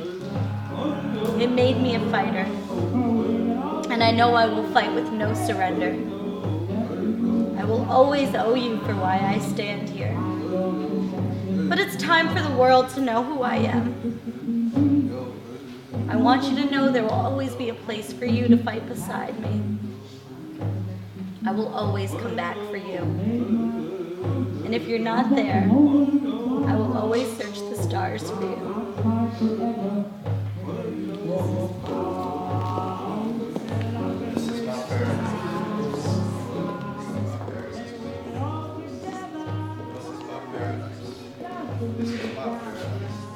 I just want to act. I'm just an Indian guy from around the way, just trying to get a slice of the pie. I'm just a squirrel trying to get a nut in this concrete jungle. I don't always want to be talking about the great spirit in this mystical way or Indian buckskin on the back of a horse. I can play the Godfather. I can be the Indian in a basketball movie. I can be a talk show host. Why do I have to always play Indian? And when I ask for equal pay, why do they look like I just slapped their mother in the face? I don't want to eat oodles and noodles all the time. I want to eat steak too. And when I pay my dues, I don't have to say I can do anything that anybody else can do. But I guess this is just it. I'm here loving and laughing and working hard. So I guess I'll be seeing you around the way. Here's looking at you, kid. After all, I am what I am. Come see the big show. Come see the big show. Come see the big show. Come see the big show. Come see the big show. This is my paradise. This is my paradise. This is my paradise. This is my paradise. This is for all the indigenous peoples, the Native American peoples, who never found their paradise. This is for all the Native American men who were abused and then became abusers. This is for all of the wounded grandmothers, the wounded grandfathers, the wounded mothers, the wounded fathers, the wounded sons, the wounded daughters. This is my paradise. This is my paradise. This is for all who left their memories as our paradise.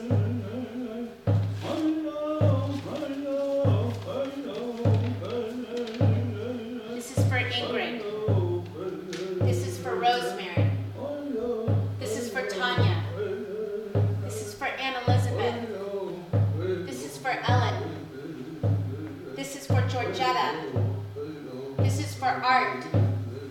This is for Dennis. This is for James. This is for Sammy. This is for Aaron. This is for Red Wing. This is for Elvina. This is for Stella. This is for Notch. This is for Taylor. This is for Aunt Chi-Chi. This is for Chris. This is for Barbara. This is for Rudy. This is for Gina. This is for Grandma Ella.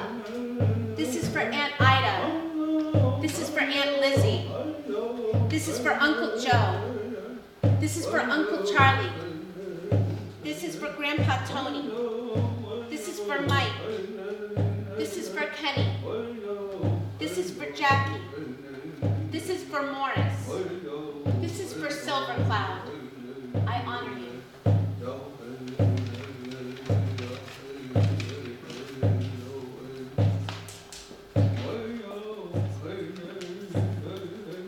This is my paradise. I'm an Indian woman who survived. I've been beaten. I've been molested. I've been abused. I've been abandoned, but I'm here and I survived. My paradise is those who fight on the front lines, no matter where it is. And they say, not today. Not today will you cross this line and you'll ruin my paradise. This is for the Native American border protectors. This is for the Native activists. This is for the Native politicians, the Native diplomats, the Native lawyers, the Native doctors, the Native nurses. This is for our chiefs, our grandmothers, to the keepers of the old medicine, to our Native American housewives, to our Native American singers and powwow dancers. This is for the wood carvers. This is for the beaters. This is for the artists. This is for everybody who wants to be seen as a human being and fight every day to be seen as human.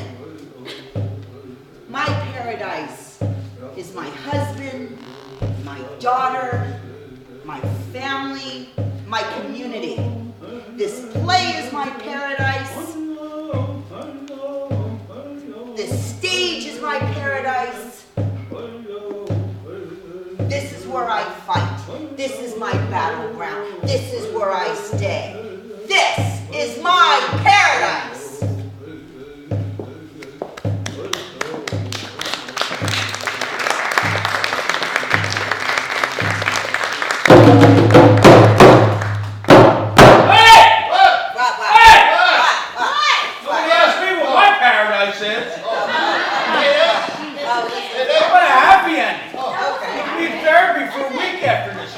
I'm gonna end in his lottery. Okay. Something like that. Okay, fat mouth. What do you want to do that's happy? All right, hit it, boys!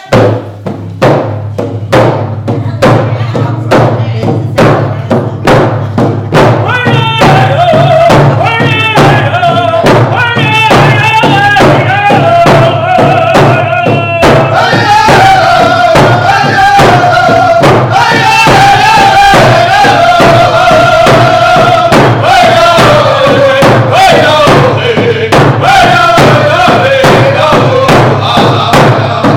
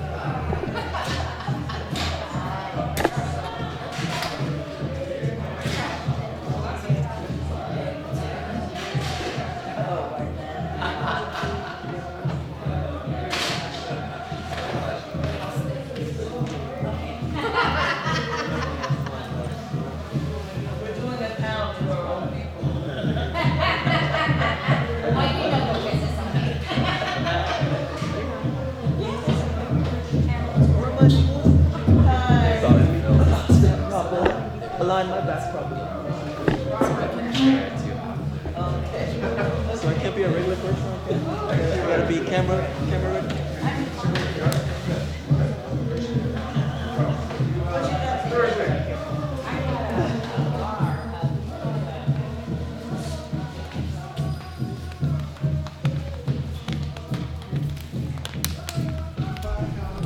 long, sweetheart.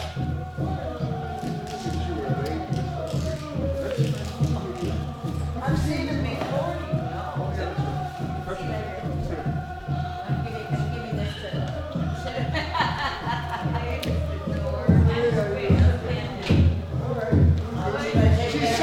She's sitting in our new house waiting for furniture delivery.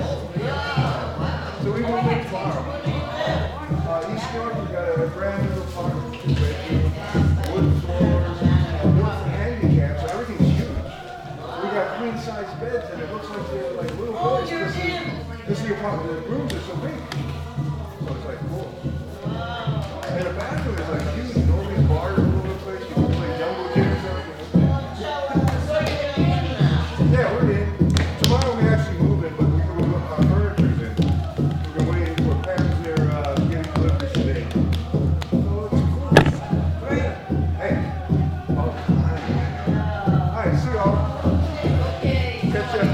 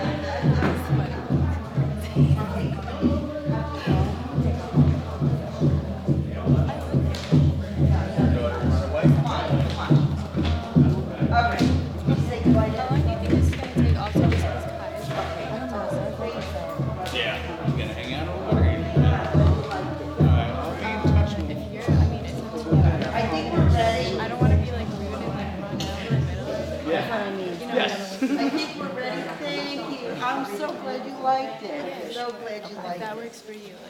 So, you ready? So, all panelists. All right, brother. Thanks, Dave, for coming. Can everybody who's in the panel? Because I couldn't hold everyone hostage. I know. Where would you like to be most alone? Okay. I need a chair. Is that all we got? No, just one of the moving. Oh, That's all we got. you gotta be special. I'll sit on the end. 15 minutes. There's a piano. I got so angry. She didn't like she was doing that bit. Okay, we're starting panel. Okay. I told it was awful. It's awful. I'm trying to get everyone up. You can sit around. Get on stage, Mom. Please. You need help, mother-in-law? No, I'll do it. Okay. No one ever said it was easy working with family. Whoa! Oh, dear. See, she can do it. Listen, if your father can round Hey. it. That was He was something. feeling the spirit there. Made Kevin feel really good.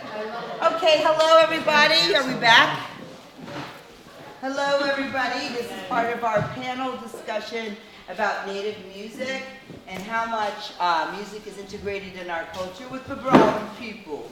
So part of that is I would like to introduce these people who have been working in music and the composer of the show, Dawn Avery, who's from the Mohawk Nation. My husband, who's the musical director. And all-star extraordinary, Sonny Moreno, who helped do a lot, put the costumes together too. But she also she was also one of the founding members of Eulali. And she's been on off-Broadway cruises, whatever. Thank you for the cruises. And one of the creative cast of Hair, right? And I would like to introduce one of my mentors. Really, literally, I wouldn't be here without Muriel Miguel, my mother. And she's my inspiration. Oh, mother. Hello, daughter. And I drag her out every time I wanted to do something for me for free. No free. I'm doing this for you. Hey, Wow, where's you should have some food. Here's for dinner.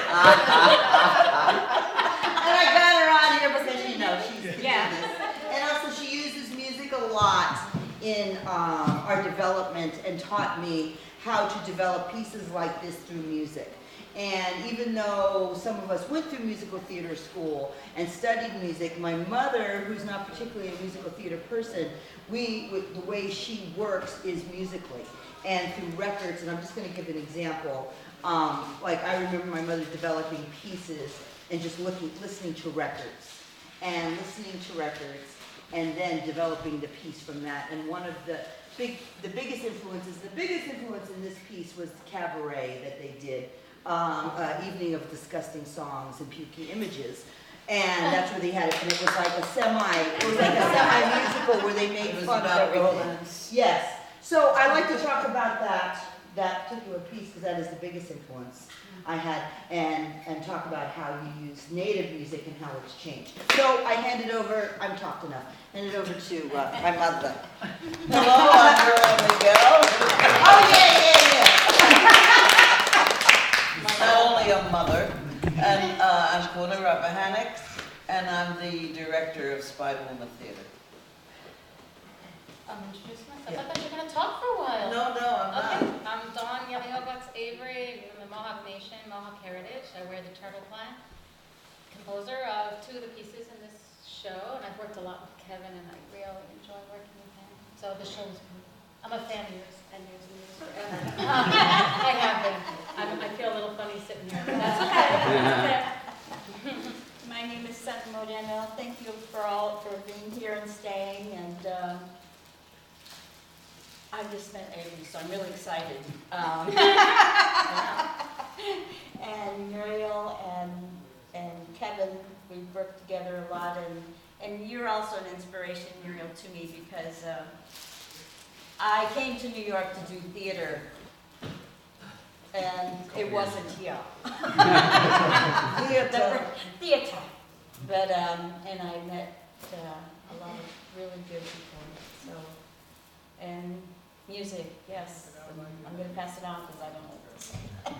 My name is Kevin Tarrant. I'm the musical director of this piece as well as the head singer of the Silver Cloud Singers, Native American drum group. We've been around for 27 years now. We've been singing for a very long time.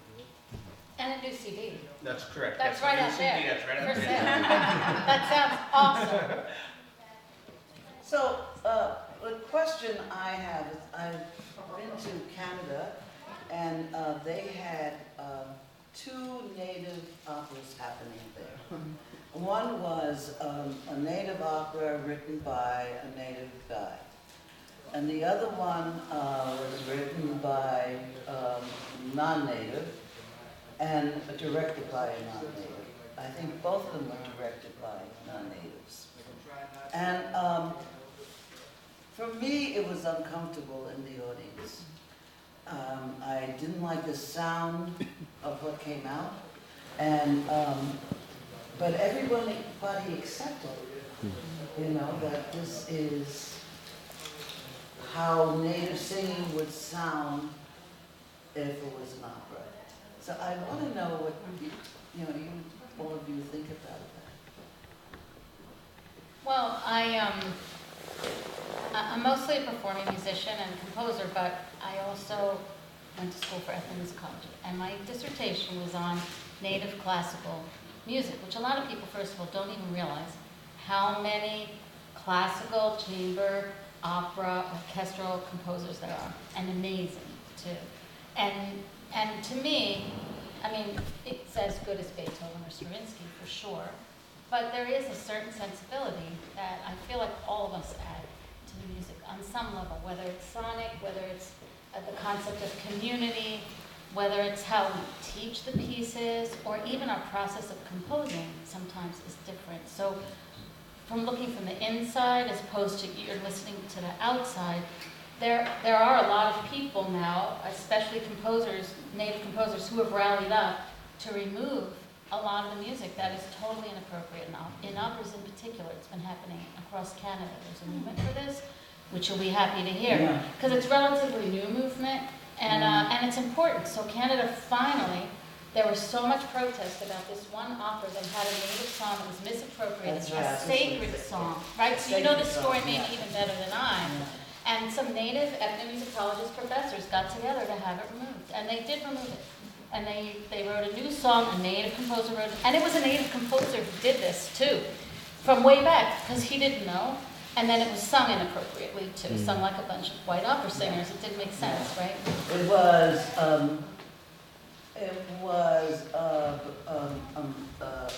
a baby bringing song, right?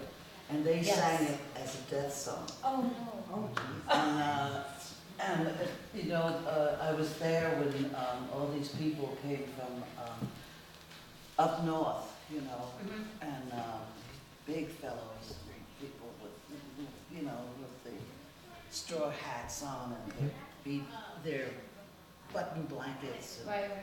And they had a talk with the people, but they refused at that time because it was patented. This song was patented. As part of the opera. Not right? No. When they took this song and put it into the archives, it was patented. Oh yeah, that's true. And so they had every right to use it. I don't know about the rest of it. How you feel? Well, that's horrible. I think when it comes to music, or at least working organically, that it has even a certain scale. It's not the standard. I never studied music. I learned by ear. I learned to sing by ear. But it's more of the feeling of can kind of tell if something's just not going with, especially organic theater pieces or just even writing for film. You know, taking Eulalie, for instance, we wrote the piece, the end of the song, which is called Wailing for Smoke Signals. We had the footage, but we didn't, you know, we were given just like maybe 2 minutes of the footage, but the song had to be 7 minutes long for credits. So through this image, we saw and we felt this man throwing his father's ashes out, and that came from a certain organic place. And that's how I like to compose music, because I wish I could write it down, but it's all through ear and emotion.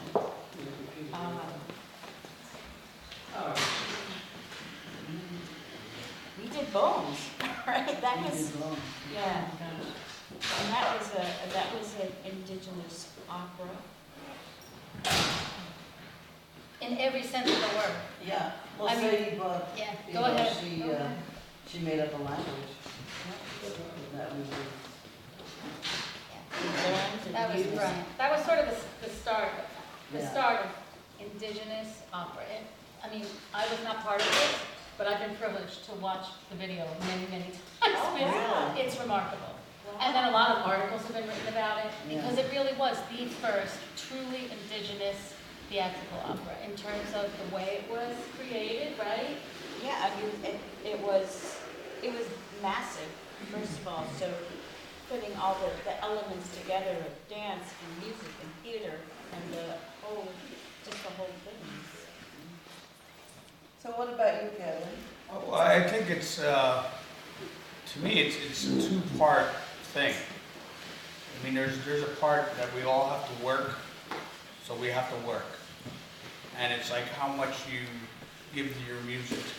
Something like your instance, somebody recorded that a long time ago, right? So did they actually have permission to record that, to use that song? Where did it come from?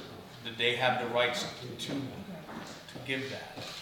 And that's where I go back to, and Dawn and I had this discussion quite lengthy over a number of times, and Sonny and myself as well, because a lot of it is your own property.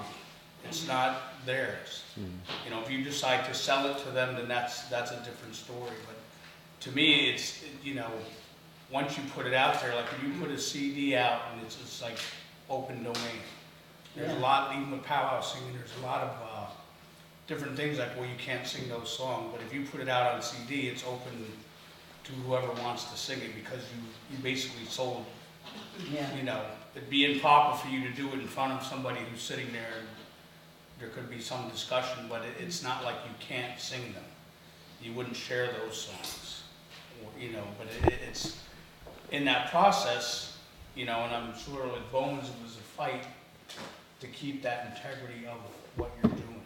And that's where it comes down to for me, because I've been in non-native plays and native plays, and both of it's doing that balancing act. I was in a play, Red Sisters, I was actually here at La Mama, but the very first version, and I was elected by the native people in the cast to be the spokesman of what was going on in the play, and I had to go to the producers and say, like, this is a problem. We're having issues here because of A, B, and C. And it was like, you know, to be there and stand there and be like, well, you know, of course I was a young person and I didn't know as much as I know now, so it was a big difference to take on those battles. But it was real, you know, because today, 25 years later, we're still doing those same battles. So it doesn't end. And it's only gonna end when we all stand up, we get together, we organize in a collective manner, in a coming at it from a good place, as opposed to being the angry people that they don't want to talk to. We can do both, and that's one of the things that I've learned is you get more flies with honey as opposed to vinegar, and that's kind of how I try to maneuver, and sometimes you just can't, you have to be like, and it is, but, you know, for me, it's always, I'd rather take the moment to teach them. If they can learn, great, we can move on. If they can't, then, you know, hey, thanks a lot, and see you around, or whatever. But I find that sometimes there are certain phrases that happen in television and in movies, and it's the same maybe chords that happen, and they do it for Native, they do it for Chinese, Yes. they do it, you know, but it's the same, it's the same sound, you know. And I wonder, like, how did they get there? And, you know, and then I wonder, like, with each person talking about how they come to a certain place, you know, like, it's going to be about robbery or something, I don't know, I'm just throwing something out. Like, how do you hear it? Because everyone hears it differently, right? But it So- becomes a stereotypical sound. Yeah. You want to answer? You want to Yeah, talk about just that like first? with the tom-tom thing. I mean, Yes. that's, you know, it's the native was, oh, the beats go like this. No, they don't. Yeah. You know? Yeah, and the other thought I had was that, what happens now? You know, this is 2017, and for the last 10 years or so, there are other beats that have come in, right? There's a lot of hip hop and all, right? And what happens? Do you feel like it's not right to bring that in? Or do you feel that everything's open to it? You know? If it's slapstick like this, it's okay. Otherwise, no. I don't think it's okay. Period. And people need to be educated. And sometimes our own people need to be educated because we don't even realize sometimes when there's a stereotype. And we have so much to express. Being human and being Indian, we have so much to say. So I feel like we should just say it the way that we know how to say it. That's how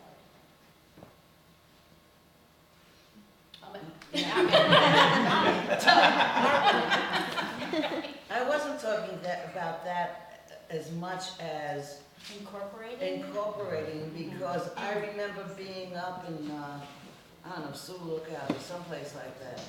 And it was just at the beginning of people getting dishes, you know, and these young kids incorporated into their dancing, into brass dancing. They were doing, you know, they were doing the worm across the floor, and they had beats in it and I was thinking, you know, does that happen in Native music also? That same kind of, you know. I think it does. I think it does because it's just like, you know, I have a granddaughter who's 9 who's discovered 80s MTV videos.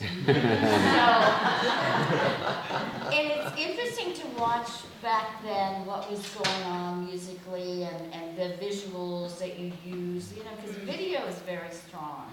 And just taking any song you have and putting it to video, you know, putting an image to it, you know, it says more. But I really, it made me think about, wow, you know, you can have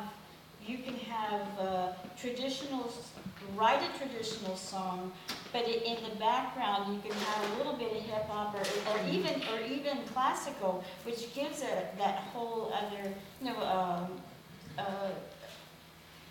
it colors it up, you know, so it kind of, you know, you look at it differently, you know. My son has a death metal band. I look at it different now because he's taken the music he's grown up with and writes his own music, which I think that's what happens is that you know, you have people or music that you're influenced by, and then you start incorporating that, I think, unconsciously, you know. And I'm a true believer of color. Every color has a chord, and so when you know, I say I write something in autumn, it's going to sound very different from a springtime a photograph or image, So I think that, when you incorporate the other vibration, it's gonna. Because I was, listening to Tribe Called Red. Yeah. And here, and it's amazing how many layers that he has in there.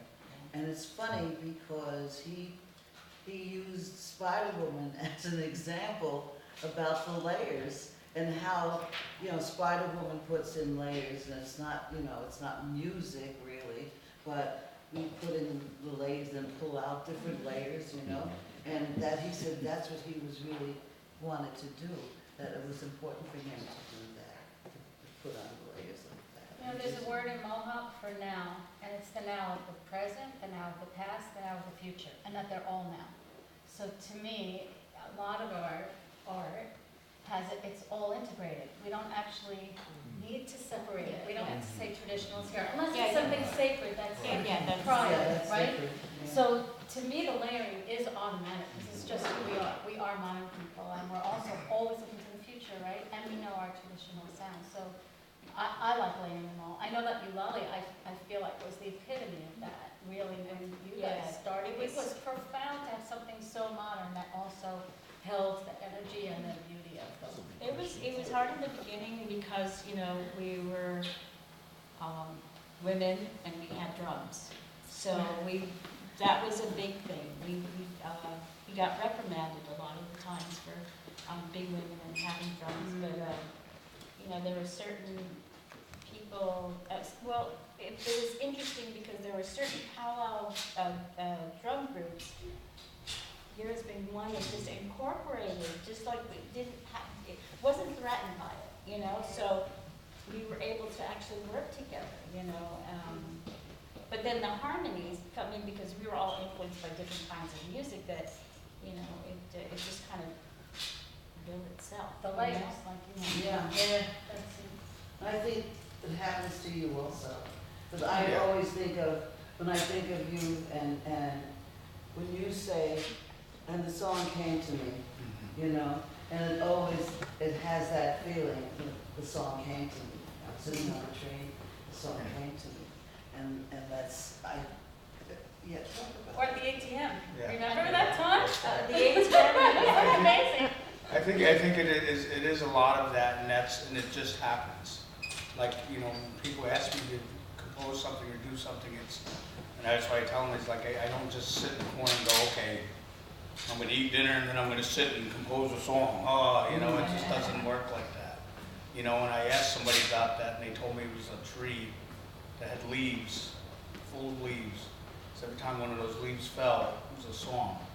And sometimes a song would catch those songs before they hit the ground. If they didn't, then it would be recycled back into that tree. So, he was telling me that certain people are attuned to that. And that's, how I don't consider myself a songwriter, a song catcher. And that's kind of how I've done things and started my composition. But I love Indian music, I love drum music. I became a student of it when I was 9 years old and continued on, meet different people and share different music. But it's to get to that place. But it is a layer of it because, working with Eulalie and Purife. Yeah, when we first started, it was, it takes me back to, it was Purife and myself that's, put the group together, but there were guys in the groups, but we could always call Kevin and say, hey, can you put something on here, Kevin, come to Maine, we need you, we're working with this African band. And he's going, okay. But what is this for? What's like she said, what's the feelings of, what are we going for? Like you mentioned robbery. Yeah. Right now, if you said robbery, you'd be like, I can't just instantaneously go, okay, robbery.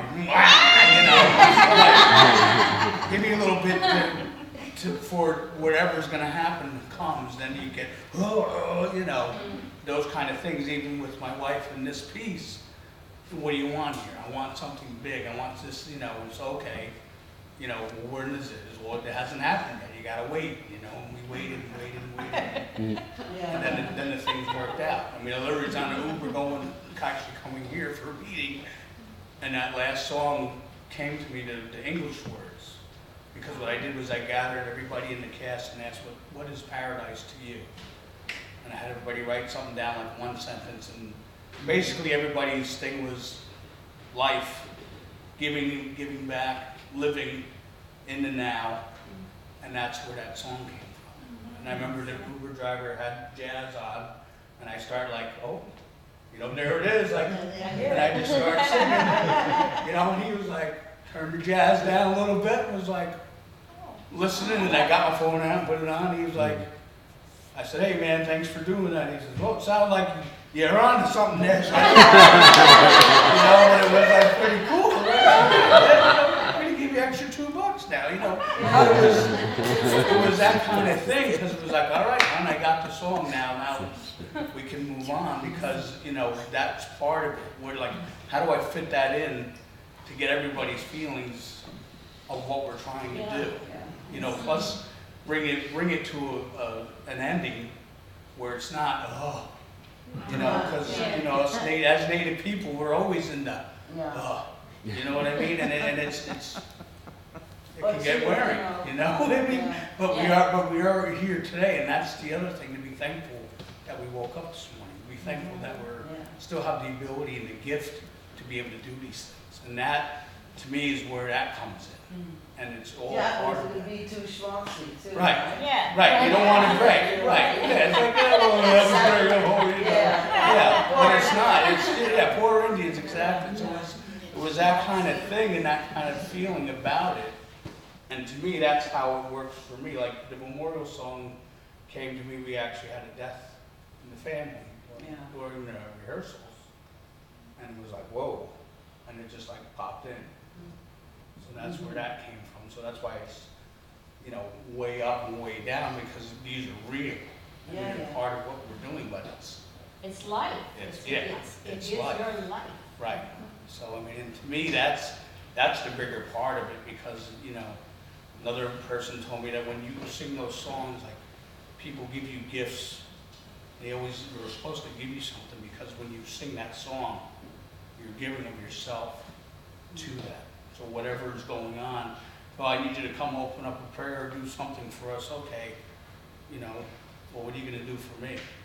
And it feels, you know, harsh to be like, oh, well, we need something in return. Well, you guys just want no. It's like you don't understand. You know what I mean? It could be monetary, it could be a gift, it could be whatever. But you know, I don't ever ask somebody to do something for nothing. Whether it's just some tobacco. You're getting dinner later. But, you know, throwing your checks in the son here and take it down. But it's how that's right. You know, I got it. But you know, it's those kind of things, and you know, years ago I never said anything. I just did it. But now I don't do it anymore. I after doing this for 25 years and having my own group for that long, I decided if you ask me, I'm going to tell you. If you don't, I'm not going to worry about it. But I'm going to tell you why I'm not doing it. And that's where it became a turning point for me to be like, you know, I'm not going to do these things, these crappy things, these no more tom-toms. I mean, that all came from an episode of The Juror that you sent me to. And we're standing there, me and another guy, we go with our drums, and he says, okay, this is what we're going to do. And I felt so bad because they had Indians as extras. Danielle was actually there. And we're on the other side of the road. We're eating like scrambled eggs, bacon, and they're over there eating like crusty oatmeal. Like, this is like weird. They're like, oh, come sit down. And we had our own dressing room. They're all in this little truck. And I was like, this is weird. And he's like, okay, now we're ready to start. And he says, Tom Tom number 1. Whoa. Like, that must be me, I guess. And, you know, we're sitting in the middle of a highway doing a protest song, and it was like, this is, but it was like, I said, well, you know, we're not called Tom Tom, it would be, you know, singer number 1, drummer number 1, be better. Tom Tom number 1 is just like totally, like off base. So the director's like, okay, I got you. Tom Tom number 1, like, yeah, okay. So it was that. He was from Canada, wasn't he? Yeah, the director was, he was indigenous. That's what I You think know. happened was that I trusted him. Yeah. And that gets a little warped. Right. Because I trusted him, he understood, you know, he worked with me and liked my stuff and then asked me about that and I gave him. Yeah, no, I'll do that. So there was something in there about trusting and getting stabbed. Yeah. You know, people get too close and. And a lack of respect. Yeah, Yeah. yeah. Because even Oh, they taught have him no teach him. idea. He even taught him, and he Right. didn't take it. Right, so it was like, all right, no, this is a bust, let's just do what we gotta Yeah, do. and get out. You know, I felt bad for Danielle and the rest of them, like, here's a pickle, I don't know. Sweet us, it was just like, you know, it was a whole segregation kind of thing, but it was just, you know, like, oh, you're not allowed over there. Like, all the brownies over here, you two are okay because you're like. Right. And it was just, you know, for me, I didn't like it because it just felt bad, like, these are my friends over here. But that's a you know. whole, once you get into that kind of class system, that's what happens. And, you know, I usually don't even go near. I mean, they begged me to be in that piece, that film. Right. That's why I was there, because they begged me. Because I They got canceled not too long after Yeah. that. And it'll go from TV, it'll go away from me, right? But, and I think what happens with music, I'm not sure about that. You know, one thing that we experienced is what makes me a composer, in print composer, Dawn Avery, and not Kevin. Why would he be less of a composer than me? Because I might write it down, or I might record it. Whereas his or it's modern, so it's considered composition. Whereas if it's a traditional song, like to me, a culturally specific, like a cultural specialist, as they call it now, is just as much of a composer as I am. And there was an issue with that. Because he's sitting at a drum, these belong to everybody now. Because it came from creator. Like, first of all, mine didn't come from creator in some people's opinions, right? Oh. And also, so it was insulting to me, as equally insulting to me as it was to him. Well, no, it was more insulting to you, actually. Because they didn't give him credit for a while to say he was a composer. Wow. For film or for play? No, For some play, theater. but it was- I mean, it's, believe me, it's been taken care of. Yeah, we But it's not okay. discussed it, but it It's not was- okay. It's not Yeah. okay. It's why is the value different? Right. Because some people understand something differently than something else. And that was a big learning thing too. I mean, I do feel like a lot of times we have to be, quote, diplomats, like teach everybody, but like do a little homework. Yeah. Do a little homework. No, and that was a big thing, like, for us to get together and have that discussion, because it was very, it was like, well, here, you know, you signed a contract. Well, I signed a contract to perform in your piece, not for you to take my music that. Yeah. So I switched everything up, and like, you know, I gave you things that were over 80 years old, so, you know, anybody can use it, but you're not gonna get the stuff I was giving you. Right. So it was like, you know, we need to have a different discussion about it. You know, and that's, for me, that's one of the biggest things is the value of us. You know, and that's one of the things I talk about in my regular life and performing, because why are we so devalued? We had this discussion the other night. Like, why is it we're so devalued? Like, but it's our own people too. You know, and I would never say don't take a job because you need to eat, but, you know, if we're up here and you're down here, you know, what's gonna happen? You know, I get calls like this all the time for the drum. Come on out. Yeah. We can pay you $500 for 2 days with 6 guys. I was like, Let me break it down. Yeah. Let me break it down. Do your math. We're all leaving our homes. Right, yeah. You know, let's start with that. yeah, and they get insulted. Cause Right, and could you make a fire at 6 a.m. Right, while you're right, out? and that's what I tell them. I said, you know, I'm not, no. how much money you make an hour? I said, and they go, oh, you know, well, I know it's personal. Say $10 an hour. I said, that's 6 guys, that's $60 an hour. I said, we're at your thing for 5 hours. I said, that's, you know, $300. And Right they there. hit you because they think you're cheap. Well, and that's the thing. Well, I can get another guy for $500. I said, cool, Go man. ahead, do it, yeah. You know, and I'm saying because you know, we were talking like when we first started, we did everything. We did everything. We did. We ran over here. It was like, okay, $10, sure. Feed us. We're going to Maine. Okay, here's a salad. Yeah, here's Where's a the meat? salad. There's Kevin with his drum and Green spaghetti. What is this? But you know, but it was those kind of things, and it was like, oh, yeah, so you learn, but you know, but it's also us to have to be like, enough's enough. You But know? there's also that feeling of you want to get out, you want to do it, right? Because I know as Spider Woman, you know, for 10 cents I would do our show. You know, it was like that. Oh yeah, we'll do it. How much? 10 cents? Yeah, great. You know. But part of that's the beginning. Right. That's Exactly. exactly. And you just want to do it, right? Right. So I get that, but at a certain point. Right, but there was a certain professionality of it Yeah, for me, yeah. and that's where it comes in, you know, and it's like we make fun of a lot of things and poke fun at things, and we started out like that. And I don't ever say we never did that, and that's, you know, not proud of it, but it's, you know, maybe who I am to understand these things. Like, wait a second, like you're ripping us off, or you want us to dance on a stage like this? Would you, you know? You had Baryshnikov here, would you say, oh, you can dance? It's only 10 feet, you can do it. What do you mean we can do it? Like, why are we doing it?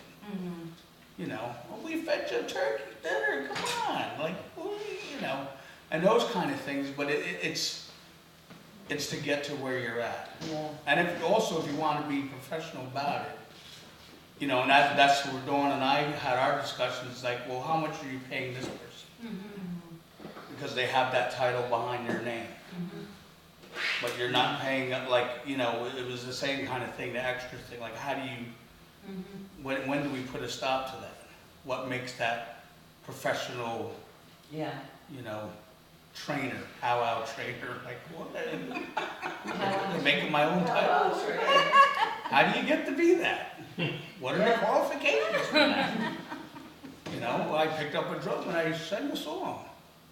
So now I'm a singer. Oh. You know, and there's different levels of it, and obviously there is, but it's, you know, I always look at it in stages like we've talked about, where you're at. Yeah. You know, you're always learning. Some people are here, some people are here, some people are there. But I always consider myself here, and I'm still learning. There's still all these people here that I can learn from. Listen, I'm still learning. Right. You know, I feel that way. You know, I'm sure my sister does too. You know, and discussions like this, when you try to understand music and how it builds, especially for us and the way we hear it. And if you're going to put other things into it, how does it sound in your head? You know, because I always think of that too. Is how does it sound in your head? You know, the native composer working with other sounds. You know. Like I write a lot of I mostly do native chill wave music, which is, you know, pretty contemporary with a lot of electronics, but you can tell it's native. I mean, I add my language into it. There are certain songs that, so I do appreciate the layering. I think it's beautiful. I also think it's a matter of people listening. Like a Ojibwe friend of mine, that's what he was telling me, like about the Hollywood beat. You know, we were sitting there talking one day, and he said, you want to know why they all think that? I said, well, you know, I never really thought about it. He says, that's because when the white man came, he says they were too busy to actually listen to what we actually do, and that's what they heard. He says, and that's why you hear it everywhere we go, because that's what it sounds like to them. You know? It's the same song. It's the same song, right? You know? You watch old Hollywood movies, it's the same war dance song that's played in everything. I used to play with my wife, and we used to, you know, I said, watch who's going to sing it. And I'd come on, I'd sing it exactly. And it was like, how'd you know that? Because it's the same one. Right. Like Oliver Stone, he throws Indian music into things right now. Like any given Sunday, just happened to be watching it the other day. But these guys are playing football on the football field, and they're like, ugh, and then, like, what? Like, it wasn't even like Indian team, like the R word or whatever. It was like, had nothing to do with anything. They were in Miami Beach, and I'm like, where did the Indians come from? Like that was, I rewound it again, like, here it is, like make sure I heard it. But I remember seeing in the movies on 42nd Street, it was actually the night I stopped drinking. The last night I drank, so I remember. I remember seeing the movies and me and two of my cigarettes wet, and we were all looking at each other like, Was that just what's that? stupid? What's that? Just? A fake Indian What was that? What is that? I think I heard Indian song, man. I remember it distinctly. I read it, was like, oh, I'm quitting after tonight. But it was that memorable because that's what I always remember. So. But yeah, it's those kind of things, and that's, for me, that's the message. It's not, you don't have to agree with us, but I just would like to have you understand us. And that's where we're coming from. It's not, oh, look at us, we're all sacred, it's, we do what we do. Yeah. But you want us to do it, then we'll do it on our terms. But let's come to an You have agreement. to tell them. You have to tell them all the time that, we're doing it on our terms. They want questions. They want to wrap up. Oh, yeah, let's do that. Anyone from the audience, you mean? Yeah. Okay. The first person, though. I actually have like several questions. I'm just gonna narrow it down to today is the first time I ever heard the term Tom Tom. Where did that come from?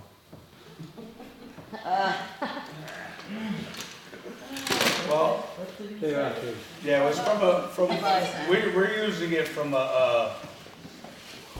TV show that Muriel worked on and myself, and that was the character in the script. Like not native singer, not native drummer, it was like Tom Tom number 1 and Tom Tom number 2, and that's, but Tom Tom number 1 will come over here and stand to the left, and Tom Tom number 2 will be over here, and that's, for me when I got home it was just like, what my character was? It was Tom Tom number 1, that's what, man, I'm Tom Tom number 1, don't mess with me. But we posted something yesterday, and one of our old friends that used to live in the city from Oklahoma, he says, FYI, that's derivative from African, what do you say, African music or something like that. I said FYI. Yeah. No, but we were talking it over, and Travis, one of the guys who sings the stagehand, he was saying, I thought that came from India, from the Tam Tam. And then, I got the name Tom Tom, we discussed it, was because the music is from Rosemary. And it's on, all the music that Dawn did when she played on the piano, there are 2 sets of music, one that is done by elder who deceased, she does the very beginning, but the music is distinctly from Rosemary, a movie with Jeanette MacDonald, and the song is called Tom Tom. And so that's kind of why we went further with that. But it is a song called Tom Tom, it's called Tom Tom. Yeah, I think It's called Tom Tom Dance, and there's a whole dance segment. And this is the one with the big drum? Yeah, with the It's big the drum. huge drum? That's the drum. And how crazy it is that when we were growing up, or my sister, because I never met her, when Gloria and Elizabeth were growing up, they met the guy that danced that dance on that Tom Tom. On the movie? In the movie. Oh, really? Apparently, he stayed with us. He stayed with us. He came to town, and he stayed with the family. And his name was Jack Hawkeye, and he was Cairo. But the thing is, he said that they put him on a big tom-tom, and he did his dance on the big tom-tom, and it didn't matter to him. He didn't even care. He had the music in his head, and then they put the other music on.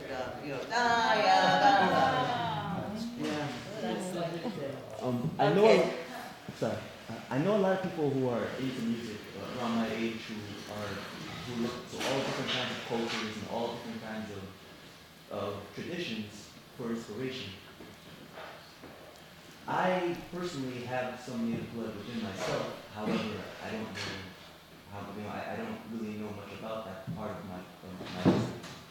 So, I guess my question is, at what point is it inspiration, and at what point does it cross the line into, say, cultural appropriation when it comes to, say, sampling native music into hip hop, or making a comic book character who is native, but you are not personally native yourself? Don't do it.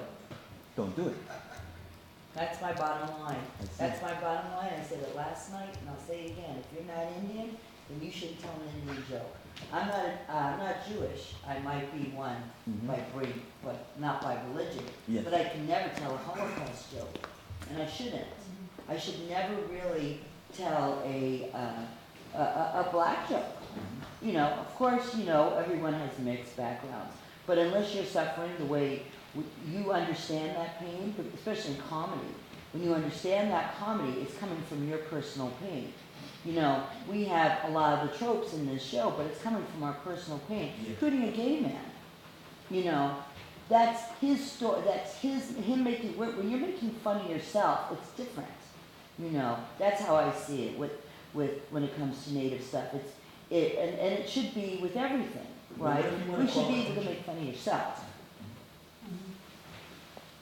You mean, like, what if you want to be inclusive? Is that what you're trying to say? Not necessarily. Say Standing Rock, right? There were people all over the world who were bothered by that. What if someone wants to keep, like, you know, the news and media lets it go, they let it drop and pretend like nothing's wrong, but there are people who still want to call attention to things like that, who still want to call attention to a culture that may not necessarily be theirs, but not for profit or anything like that, but just out of a respect for the culture and for the people. Is it still wrong for them to try and do that? To try and No, exhibit that's allyship. Excuse There's me? a difference between allyship and taking over our movement. We have a movement that's happening here. What's happening on the stage with theater is a movement, right? And we're at the front lines of our movement, right? With anybody, you know.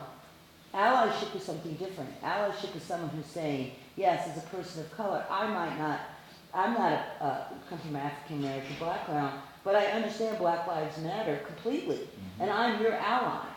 I understand that when the shootings in Orlando, why do I understand that? Because the people I love who are gay around me.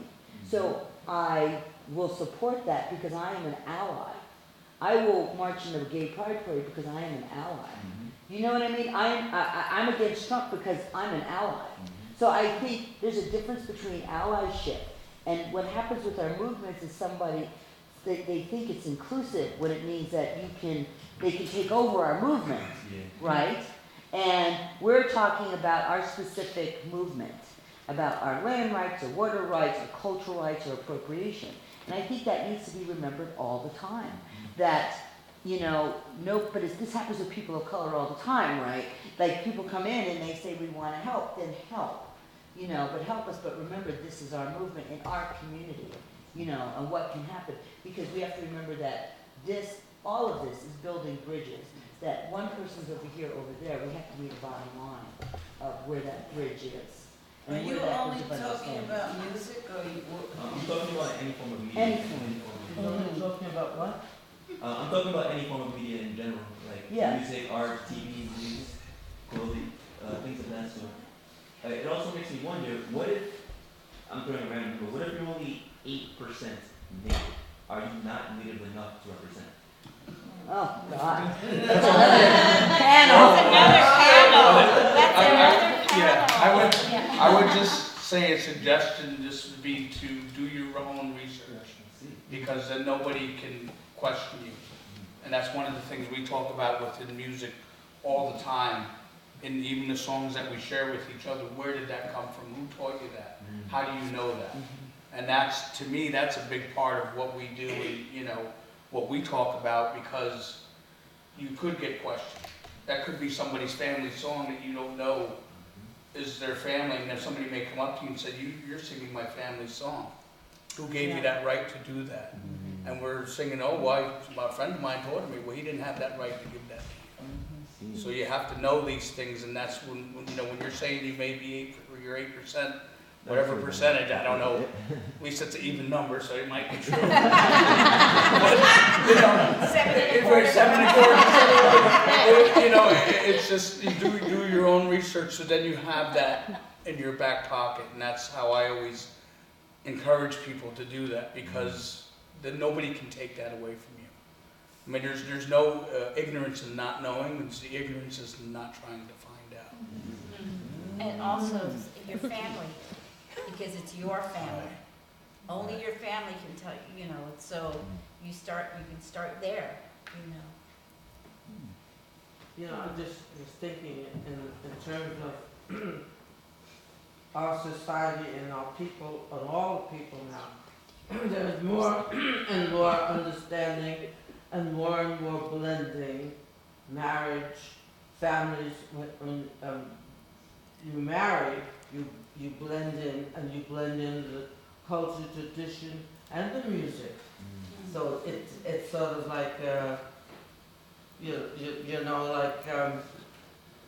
when Danielle sang Hidden and Told I knew that because I had been married to a Jewish man. And so then, I could hit and told I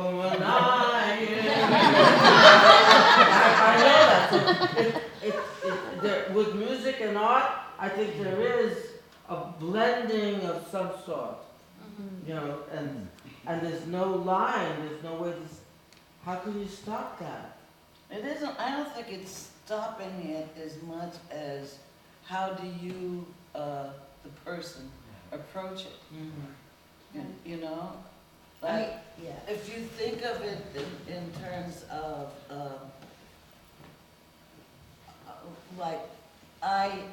when I'm teaching, and I want, and there's a lot of dance, and I want someone to come across the floor, and they're going out, and I put on the Brandenburg Concerto, a lot of Bach and stuff to get their minds going, and then all of a sudden I'll start putting on grass dancing. Yeah, but it's all there somehow, and you have to respect it. Yeah. Like when we first did our version of Chekhov's Three Sisters, we got from the New York Times a review saying these sisters should stick to their tradition and culture and not try the classics. One of our first pieces was Sun, Moon, and Feather, where we took that idea and put it into our culture and said three sisters not going to Moscow, three sisters who were born in Brooklyn, who just went going to New York. But it's hard if we're going to recognize and blend and love each other and share, that's going to happen. But I think one of the things is the greed involved. The greed, yeah. Money. And so you pick something out and you use it. That opera, it was about the French guy. That opera, they paid the composer a lot of money to do this. The opera was going to go on tour, and the director was afraid that if they take this song out, it will jeopardize their tour. And infringe the composer's copyright, right? Yeah, They yes, were more yes. concerned with Yeah, that for a long time Yeah. than where the song came from and who it belonged to. That's interesting. My daughter is in a piece now, I don't know, it's in Canada, where a woman from Nova Scotia wrote a piece about her life, something about I lost my voice.